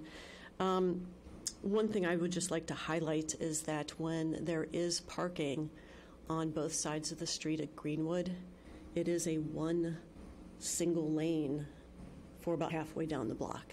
It is not a 2-lane road. And if you have one thing I would like to offer regarding the turning situation is just to let you know it is somewhat of a change that is recent to the PTO carpool rules. And Elizabeth and I have already discussed about the need to talk to the PTO because up until this year, residents were always permitted to. I've talked to one of the people who was instrumental in actually starting this whole process and who helped develop the carpool line. And I think the traffic reports do show it actually works really quite well. The school is let out within 10 minutes. I mean, it's pretty phenomenal that the kids are all dismissed in that amount of time. However, I want to let you know that we do have plans, but in the short notice and in trying to prepare for tonight, I think some of the conversations that we would like to address with the Village of Wilmette, with the school district, with other places, those are some things that I plan on doing, but I've not had time to do. But some of the frustrations with the residents about the carpool line and the restrictive signage for one way. These are some recent changes that were not communicated to any of the residents. I think you can understand the frustration that a sign goes up and you aren't even aware, and perhaps you have some good ideas about what those times should be because you happen to live there and you know it on a daily basis. And the intersection at Thornwood and Dartmouth has always been kept clear of the Thornwood line, which is why the crossing guard is there. Residents have always been allowed to turn left and right and go southbound on Dartmouth and then left on Greenwood so that they can access their home any time of the day. And that is something new that the PTO is trying to enforce, and they need to be educated as to why it's a bad idea. And there's plans to do that. So, but I think it's worthy to note that there are some frustrations from a lot of different organizations that affect us personally. So, let me find what I came here to talk about, which I left.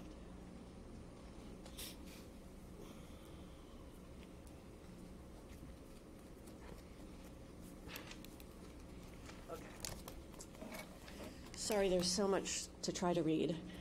And the reason I'm here tonight is to discuss the variance request at Harper Elementary School. Like many of my neighbors, not like many of my neighbors, I was fortunate enough to find my notice in my mail pile from returning from a holiday. And it could have easily been noticed. So one thing I would like to bring to your attention is the timing of these types of notices. I think there could be some more consideration given to when these are mailed out, and perhaps you can discuss that and see if there's some other rules that need to be in place when you go to mail something around a holiday. The variation that has been requested and it has been approved before. And I'm sorry, there was one thing I saw. The report from the traffic study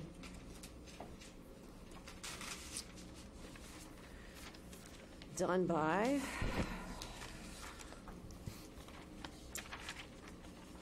Civil Tech, which I think is from the village to support or to audit what was done. On parking comments, number 13, it says the village zoning requirement is one off-street parking spot for every classroom in an elementary school. Since the addition will bring the total number of classrooms to 24, we concur that a parking variation of 24 spaces is needed. So I hear some of the things that you are talking about, and it is confusing to hear you say it's only for 3 when I read things that are presented to me saying it's for 24. So I would like some accuracy for that. Okay. The variation, in my mind, has been perhaps requested and approved before for parking at the school. And I don't oppose the variation per se.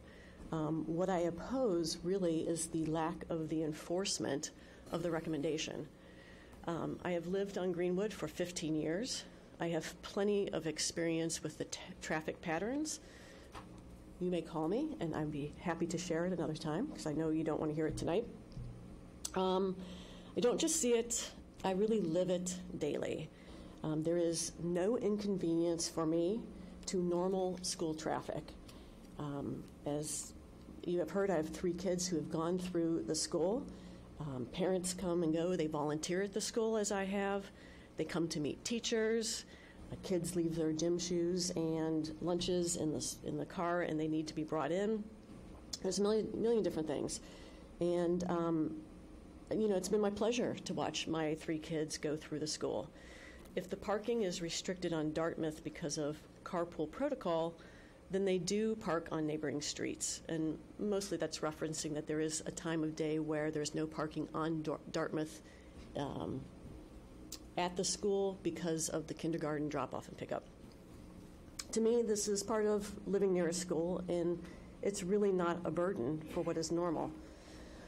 However, the staff using the neighboring streets as a parking lot restricts the normal flow of the neighborhood. They block not only normal school traffic, as I mentioned before, for 8 to 9 hours per day, but the residents' practical needs of space for various service providers and contractors, which are babysitters, plumbers, friends that want to stop by for a cup of coffee. There's limited access. And that really is the point. It should not be a part of living near a school, that you do not have access to the street in front of you. Can I ask you something? Mm-hmm. If the 24 spaces were provided in that open area north of the school, south of May I answer your question a little bit? Would the traffic pattern, traffic intensity, parking issues change? As I have said before, my issue really isn't with this variance. It's with the enforcement of the recommendation, which has not been enforced. I believe that this recommendation for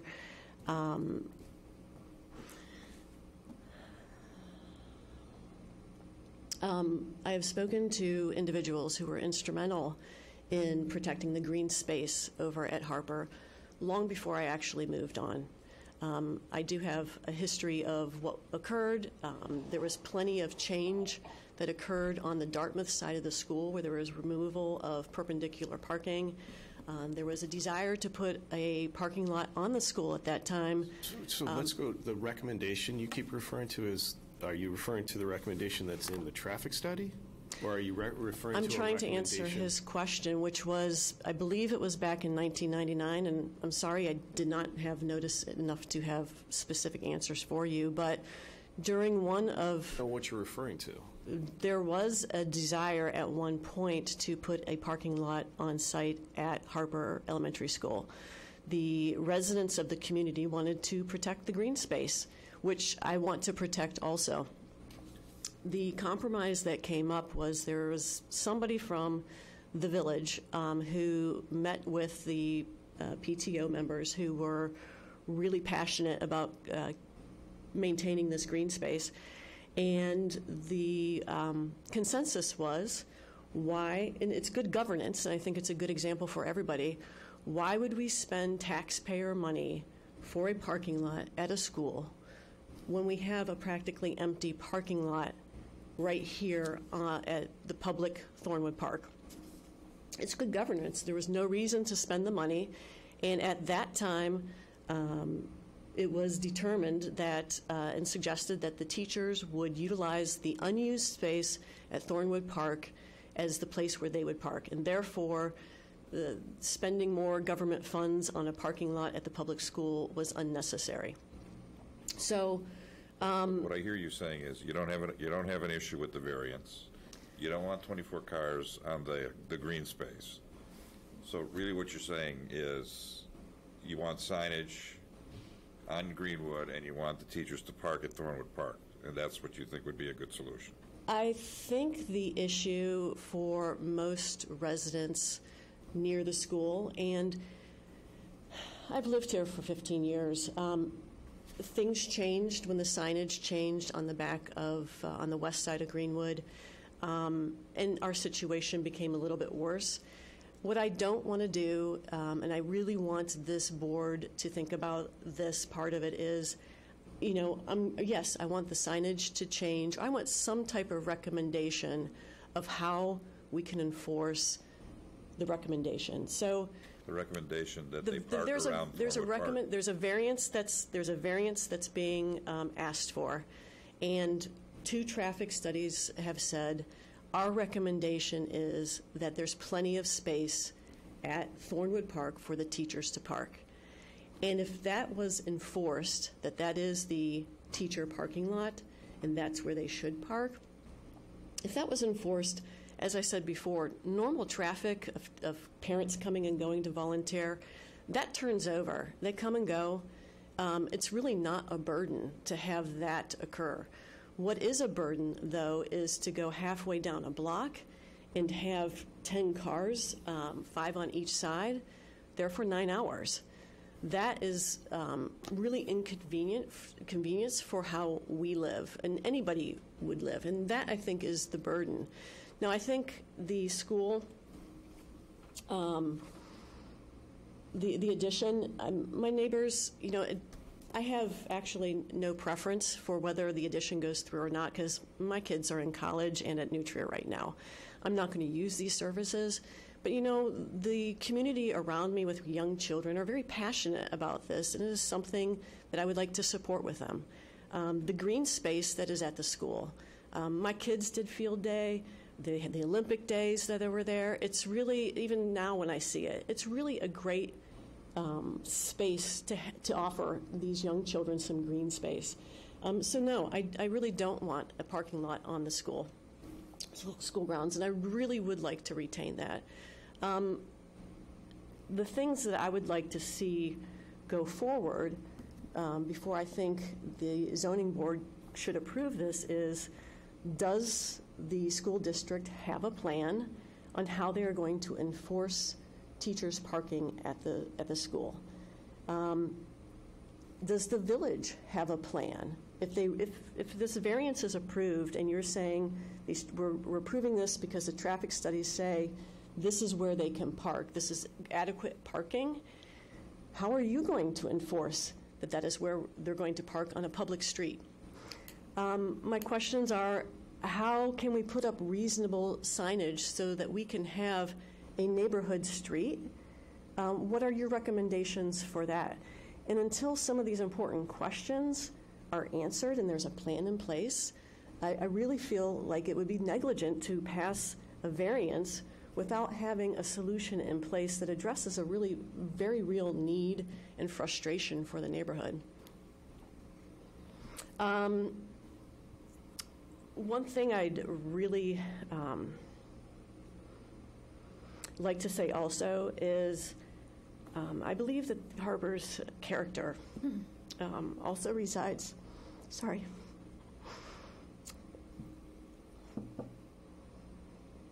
someplace else besides the actual brick and mortar of the school and the green space. I believe it resides in the teachers and the staff that teach there.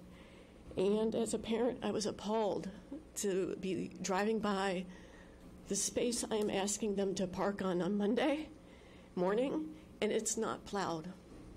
And whoever's going to work that day has to go over the pile left from the village plow and then park in 6 or 8 inches of snow. So I also believe that the village, the school district, and the park district need to come up with a solution on how they're going to make their recommended spot for these teachers to park a safe spot. Martin Luther King's birthday was actually yesterday, and I really think he was a great attempt at problem solving some very important civic issues in our country. And I saw a quote from him that I would like to end with, which is, "The time is always right to do what is right." And I think going forward with the addition without some type of plan to enforce the recommendations that you are granting the variance, the zoning variance for, would be negligent on the part of the zoning board. And I think as a community, the Harper community will all benefit from the addition of the school, and I strongly believe it's a great thing. But the burden of the lack of parking enforcement from this addition is really only borne by a few of us, and I really think that needs to be addressed before anything moves forward. So if you have any questions for me, I would be happy. No. I don't see any. Okay, thank you very much. Thank you for your time. Yep. I saw your hand, yes, in the back. Please come on up.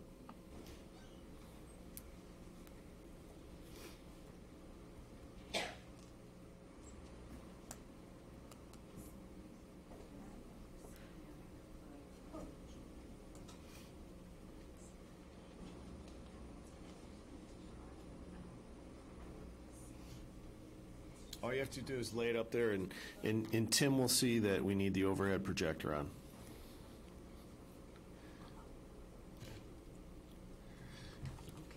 Thank you, Tim. Yes, thank you. My name is, hi, Ms. Roberts. How you doing? My name is Pam Shue, and I live at 2501 Thornwood Avenue. Mr. Schneider, I've seen you at the train station at Kenilworth for decades. So, right here, that's where I live. I live right next door to the chain link fence between Harper School and my house. And I echo what the people on Greenwood say.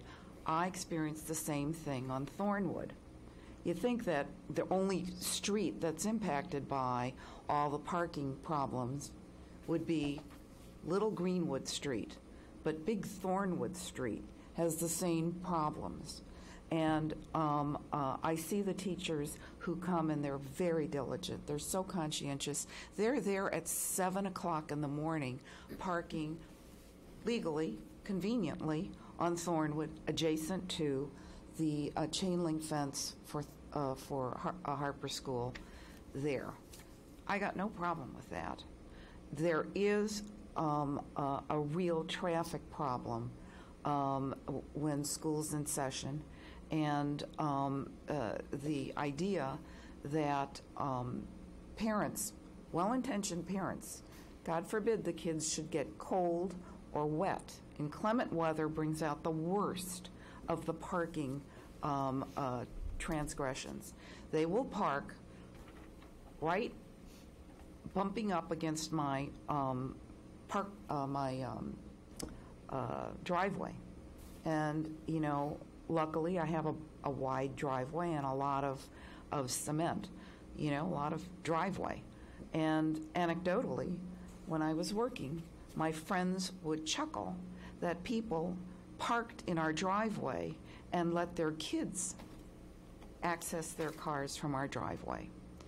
You know, I'm not going to be territorial about it, but it is an issue that recurs. It recurs. And it doesn't go away in the summertime because the park district uses that property. And you get parents who are from different parts of Wilmette, and they're just driving every which way. They don't really observe the go down to Kenilworth and then go over to Dartmouth and then come pick up. They're and you know, to tell an old lady like me that you can only leave your house at times of day when school is not letting out or starting is it's a little rude, you know, but that's the safe thing to do. Stay indoors until the school is not in session. But the idea also is not just the parking from my point of view. It's also your building, I think, the construction here will make it ever much closer to my house. And I love kids. Both my kids went there. I love to hear the voices of little kids. It's music. But you keep moving the school closer, and I'll be able to spit out the window at Harper School and hit it. And that's not what I'm looking for. And my son said, "Mom, don't be a NIMBY." I'm looking at resale, and if somebody, everyone know what NIMBY is? Not in my backyard. Well, this would be right next to my yard, okay? Get a lot of NIMBY. Yeah. So I just want to say, for resale purposes, I don't know if somebody's going to want to live that close to Harper School. The problem is, as long as they build within their setbacks, they're allowed to build. Correct. Yeah. So my question to the school district, and I go way back, I've been here 25 years. So my question is, back in the day, there was something called the Casarda study. Do you know what that is? It's a study that looked at the growth of the village and how many kids they could expect based on the movement of families into the area so that they could plan for how many kids would attend the schools. And so the Casarda study, as I recall from when I was working as a volunteer for the schools, is, they're predicting growth. That's good. That's all good for all of us. People want to move here, live here, raise their kids here, send their kids to schools here. Great. But it comes at a real inconvenience. And so my question is, and to the architect as well, have you considered building the addition elsewhere? Now, maybe cost, what I'm saying is go vertical. Why eat up more land space and enlarge the footprint of the school? When we built our house, that was a real issue, I mean, you've got to build and you don't want to eat up all the space, so that's fine. But maybe vertical is not affordable. Maybe vertical, if you added a second floor, maybe it's ADA prohibitive, for the cost. Maybe there's a whole bunch of issues that make it perfect to build next to Pam Shue's house. Let's build, we're getting closer to Pam Shue's house up to the setback, but, not so hot for Pam Shue. So, in fact, when you talk about this is just enrichment, this is just special ed and blah, blah, blah, there's no absolute certainty that the uses of the school as planned for these classrooms will remain the same. You get a whole bunch more kids, you're going to have a whole bunch, and the fact that you're not at the right number of parking spaces to begin with, and you want to add 3 more classrooms where you're going to have 6 more staff. The parking spaces, it's very predictable. Bad weather, worse, And so I would just say that if somebody can answer for me whether or not there's an expectation that more classrooms will need to be added, more children will be coming, can we go vertical? And also, instead of eating up more land space.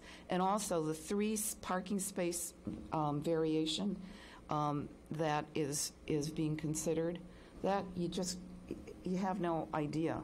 It's not enough now. It's not enough now. And you add, 3, 4 more classrooms with 6 more people, and as the gentleman said, where does it end? And I'm glad to have such an attractive school in such an attractive area, but it becomes a real problem for the peaceful enjoyment of one's property when you're negotiating to back out of your driveway safely. And then I also worry about other accidents because you should just, you were there to see on, a day when things may have been better than others, but it is pretty hair-raising to see what goes on.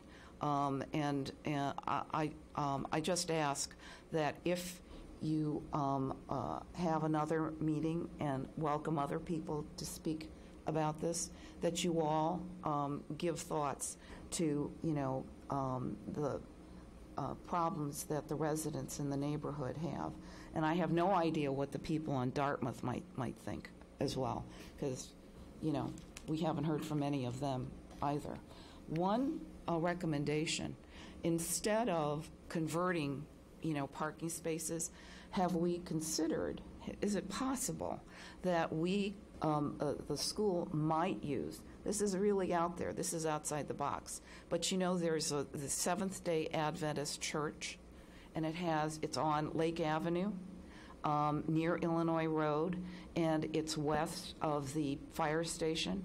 Now, that parking lot, except on days where they hold services, maybe those could be used by the teachers on some permit basis, and they could be shuttled back and forth to the school to ease the parking problem in the neighborhood surrounding the school.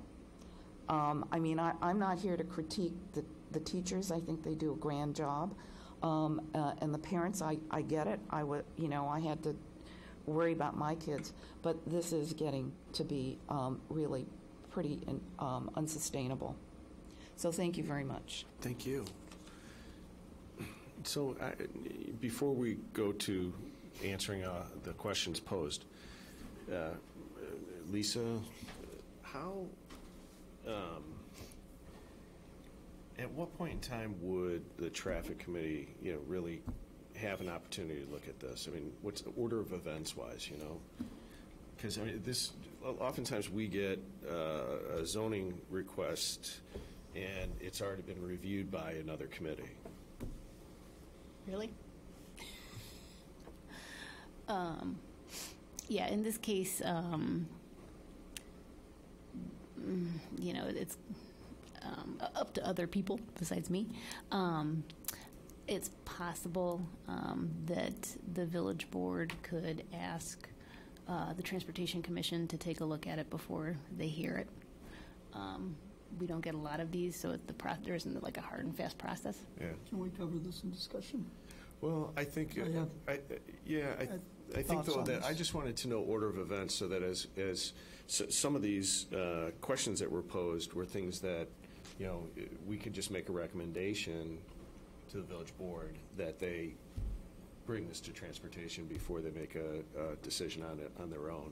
And I just wanted to see which ones we needed to address to understand the order of events and what she would be. And I'd like to, if we want to have discussion on it. We're not having discussion, I just asked an order of events question. I don't think there's an order of events question. I think we've had several of these where we've looked at it. These are all existing conditions that need to be addressed, and it's a matter of the district and the neighbors working this out with advice and input from the city and others on an ongoing basis. It's no different than Loyola and so many others of these, and it's really, I think, disassociated from this. Yeah, but on all those, we delayed a vote, right? And said you need to. Why didn't you reach out to the community? Why did you send out the notices the way you did? Why didn't you put up, go through and go, the same way on the Wilmette Avenue Church? Loyola had transportation before they came to us. So they met. All I'm saying is we've required a lot more of other schools than we're requiring here right now. No, because there's a significant difference, because the situation, for example, Loyola was a dramatic increase in change in traffic patterns as a result of the request.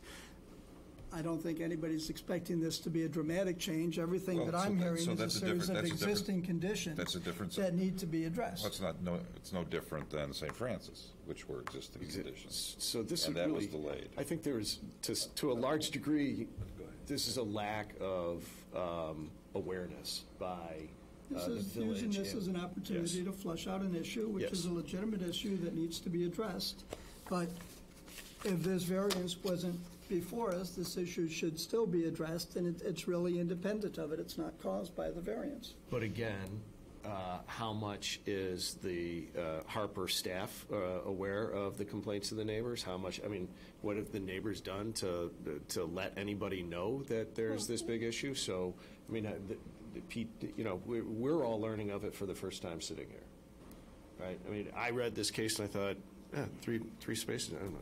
all right, sure, let's go. And now to hear that there are more significant parking issues than we really were There's aware of. significant parking issues because with every school, they put everything in effect. There's always sorts of rules, and unfortunately, this is all driven because nobody walks to school anymore.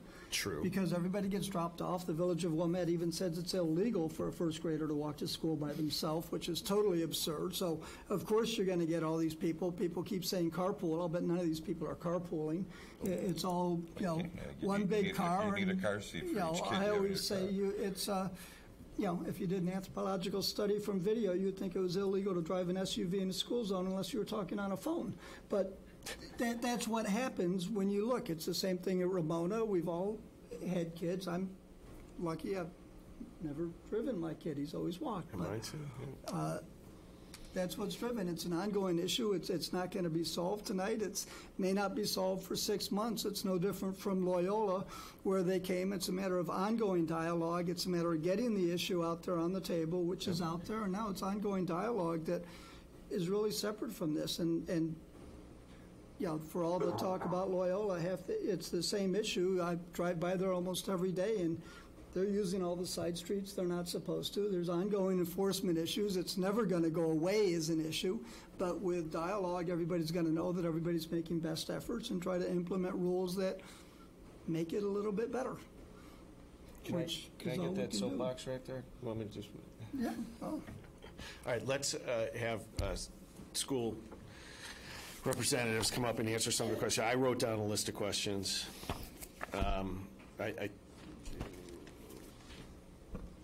Crispino. Okay.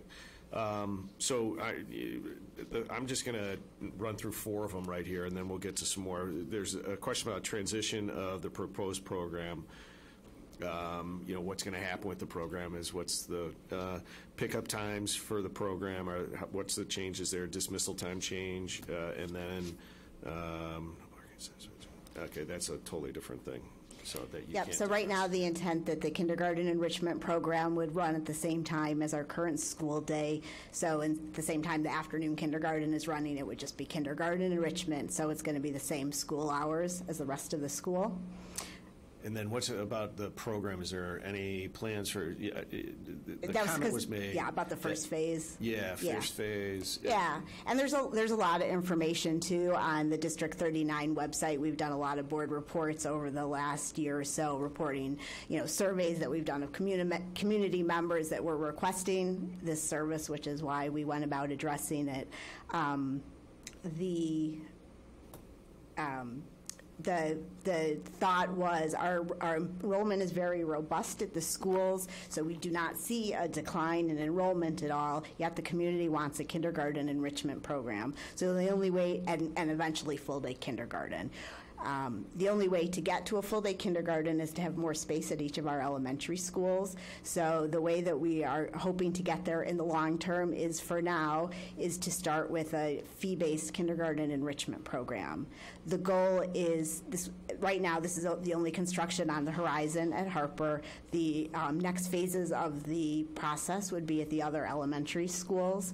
The goal is to work on Central School in the following summer, to have both of those ready for first-year kindergarten enrichment for the 2021 school year. Then the second phase of the project would be to take a look at Ramona and McKenzie from there. But so basically, when I talked about the phases, it was rolling it in at each of the 4 elementary schools. So not more phases, not more development at Harper. Right. So the only thing on the horizon now at Harper is this one that we're talking about right now.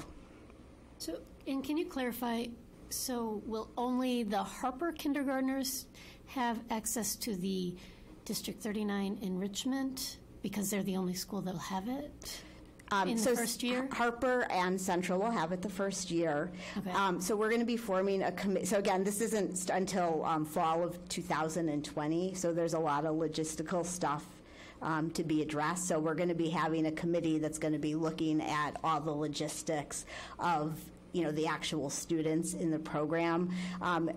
Probably what we think is going to happen is it's going to be the Harper kindergarten students are extended for enrichment. Will there be a possibility of other students? Again, that's we're kind of in the early stages. We have to have the space before we can roll out the first phase.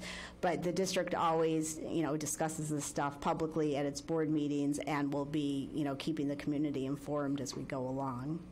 What about? I just wanted to share with you my children, my son in the early 80s went to Harper, and at the time it was K through 6, and they barely could fit in 1.5 classes per grade and they were seriously considering of closing Harper at the time. And I don't know how many students that involved, but given where we are today and the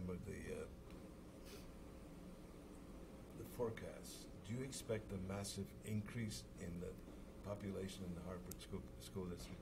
No, we're not anticipating large increases. It's been pretty constant, and that's what we see going on in the future. The last 5 years, has it been fairly level?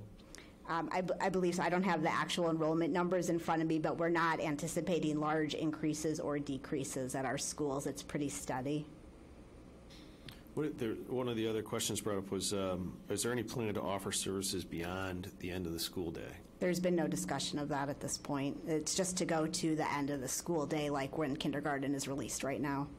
So the enrichment program, though, that people can sign up for with the Park District, I think goes to like 5 o'clock, or are you aware of that? I know there's an after, I know they have a kindergarten enrichment program and an after-school recreation program, That's what it is. which so is there's separate. Like another separate program that people roll into just being at this. Right, so you could have kindergartners and afternoon kindergarten, I believe, that would go to like an after-school program over at the Park District. Right now, we're just talking about the regular school day having the extra kindergarten enrichment program. And what about enforcement of where the teachers should park? So we certainly want to be good neighbors, and we can. Until yesterday, I wasn't aware that this was such an issue. So we can certainly work with the principal over at Harper. The district can work with the teachers over there. I recognize after listening to everyone's testimony that there's issues, and obviously we want to be good neighbors and work with everybody. We have a school, and we have kids that need to be dropped off and picked up, but we want to work with everybody so it's as smooth as possible, and we can do it in the least disruptive manner. All right, and then one of the questions also was about considering where to locate these classrooms. Was there any consideration in vertical construction? So I'm going to bring up my architect for that one. A little beyond my... Yeah, you did not stay at a Holiday Inn Express last night. No. I think I left my diagram. I had talked when I did the original presentation. The existing area where the kindergartners are is a split level, and it drops down. So the feasibility of putting it over there would have limited accessibility in a lot of ways. The other part is that other areas, because they have already been built, they have not been designed structurally to hold additional loads and floors on it. Even if we were and had no cost issues to go through and implement and build additional support to be able to go vertically, in effect, schedule-wise, what it would do would be to eliminate 4 classrooms that are currently being used in order for construction to happen during an 8-month period.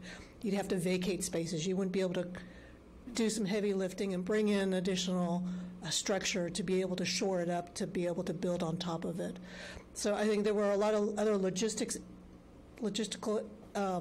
issues, but there was more of a hardship for the operation of the school and where it would displace 100 kids if we were even had that as an option to look at. So. All right. Traffic problems, enforcement, we did that one. Yeah, so the other questions that I have, if you still have some others to answer, it's about parking and about traffic. So. I just had a couple of brief things that I wanted to say. Again, we can discuss the transportation separately. We're happy to work with everybody on that. I do want to say with regards to the notices, I know it was kind of unfortunate timing while the notifications went out close to the holidays, and I just wanted to reiterate that was not our intent from the start. Basically, the construction process is a lengthy one that involves a variety of steps, And so once the district became aware of the need to request the variation, we went about gathering the proper information as well as conducting the traffic study. And as soon as that was complete, we sent in our application to the village to schedule the meeting. This was the next meeting we were going to be able to attend, and we sent out the messages the day after, the notifications the day after we received them. So I do understand it was the holidays. It's just, but that was not, it was not the intent. So. And the other thing I just wanted to say briefly was the reason we were hoping this would be approved at tonight's meeting was just that our timeline is critical for the construction process, and really the goal is to start the construction in June. We believe it's much safer to do the big structural construction with the big machinery in the summer when the school kids aren't present, and so that's really the timeline that we're on. And in order to do that, the district needs to complete the various steps in the bidding process so we can be ready to break ground in the summer, just so that it's the safest for our kids.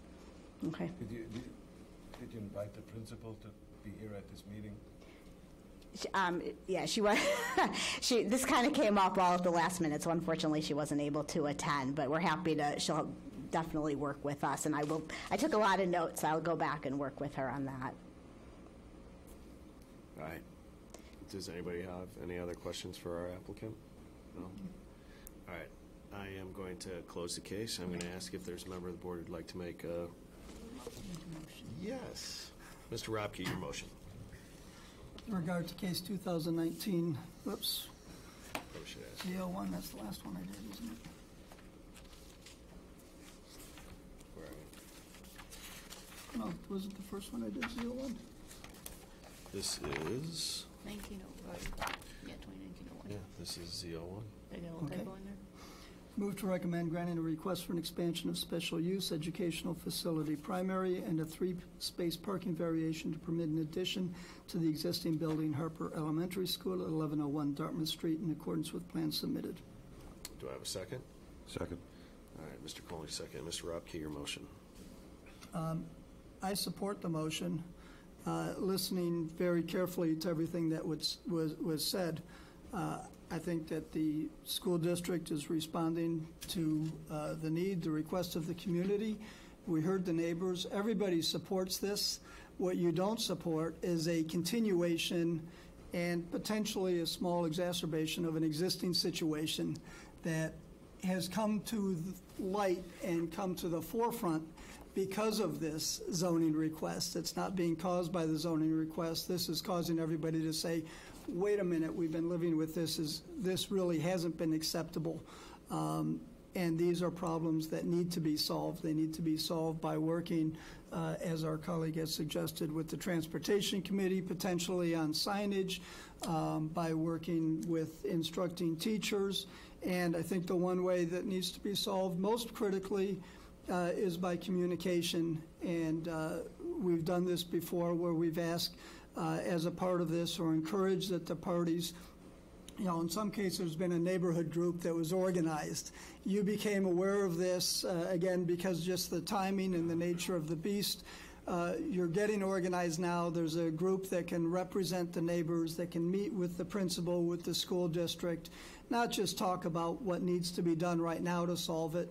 Once you get the group in place, you meet once a year. You talk in the beginning of the year about how you can make things better for the community, for the school district, because it's going to continue to be a dynamic situation as things continue to evolve. Nobody expected 40, 30 years ago, 20 years ago, that everybody would be dropping their kids off at school instead of walking. So I can support the application as submitted, and feel very strongly that all parties should be encouraged and have confidence, because I think everybody has the interest and the desire to do this. It's just the nature of the timing brought a lot of frustration about the issues to the meeting without an opportunity to really have any dialogue to solve things productively.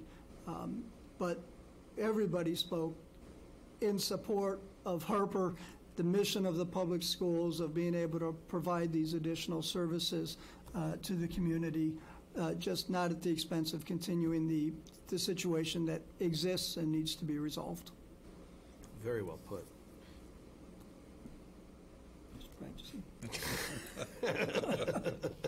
Mr. Colling, you're second. You know, I don't disagree with what was said. I just think we are somewhat abdicating our responsibility to the neighbors. I think in other comparable school situations and church situations, we have required the petitioners to reach out to the community, to listen to their concerns, to come up with a plan, to address the concerns.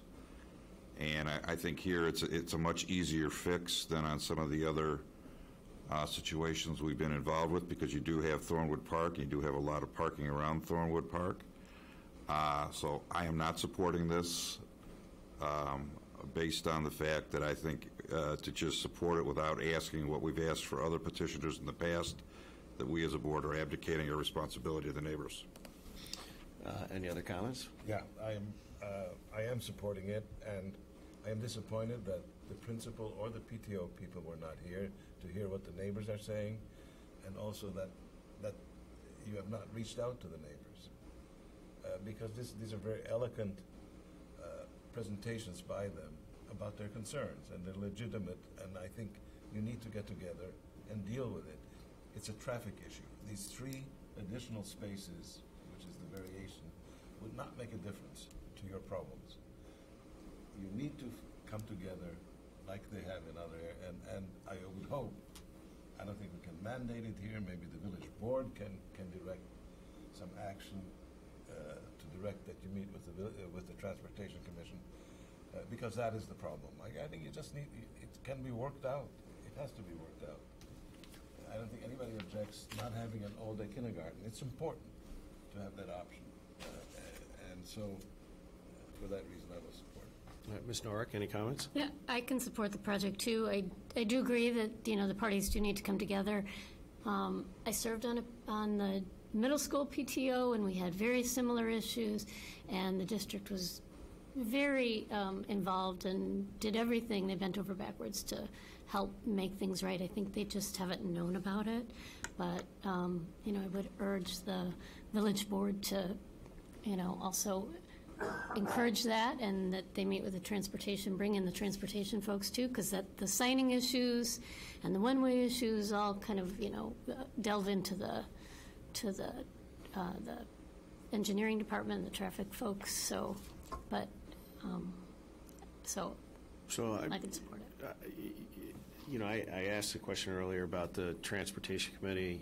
Is there a way that we can make a recommendation to the village board saying, yeah, we support this, or as long as Transportation Committee sees this and gets involved? I don't, they don't always follow our recommendation, so I think I'm going to back off on that, and I'm going to say that I'm probably not going to support this, because I think we've got a traffic and parking issue that needs to be addressed, as we've addressed them in the past. And I think if this goes to them as a 3-2 vote, after hearing everything, I think the village board will come along that way. And I do think the village board would support this request, but by going negative to them, I think it would draw more attention. So that's why I think I'm going to vote that way. I think there's with respect to both my colleagues flanking me, I think there is a difference between this and several of the other cases that are referenced. The other cases, the request that zoning was making was going to significantly impact, and everybody understood that it was going to exacerbate the situation. We're not talking about increasing the traffic flow. We're talking about a few more cars on the street, which are significant because of the lack of communication about the issues and addressing the issues, and they're getting these people to park where there are parking spaces available.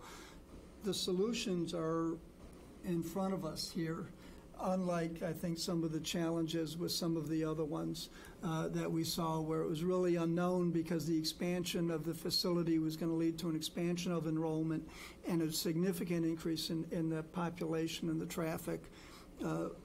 We're not hearing anything about an increase in the population of the school or the student body being served. Yes, some additional staff, but that's very finite. You know, the problem that we typically have with these schools is not the parking of the staff. It's what the majority of the comments have been. It's the people queuing up and not being willing to follow the rules, or the rules not being communicated with those rules. In this case, it happens to be exacerbated a little bit because of the limited parking and the people not using what's available. But I do I respect Well, I just think that both of your positions. I just listen, think there's a difference there. I think that, you know, and I made the comment as soon as you said, I think you put it very well.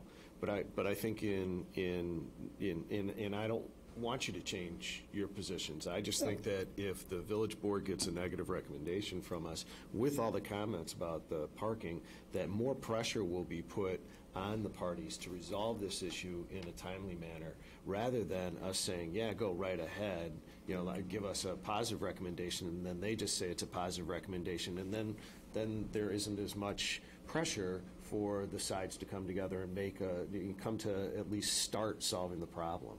At least that's my opinion of it. So that's why I'm going. I just want to see, you know, a little more, a little fire under people to make something happen. Yeah, you like to vote strategically.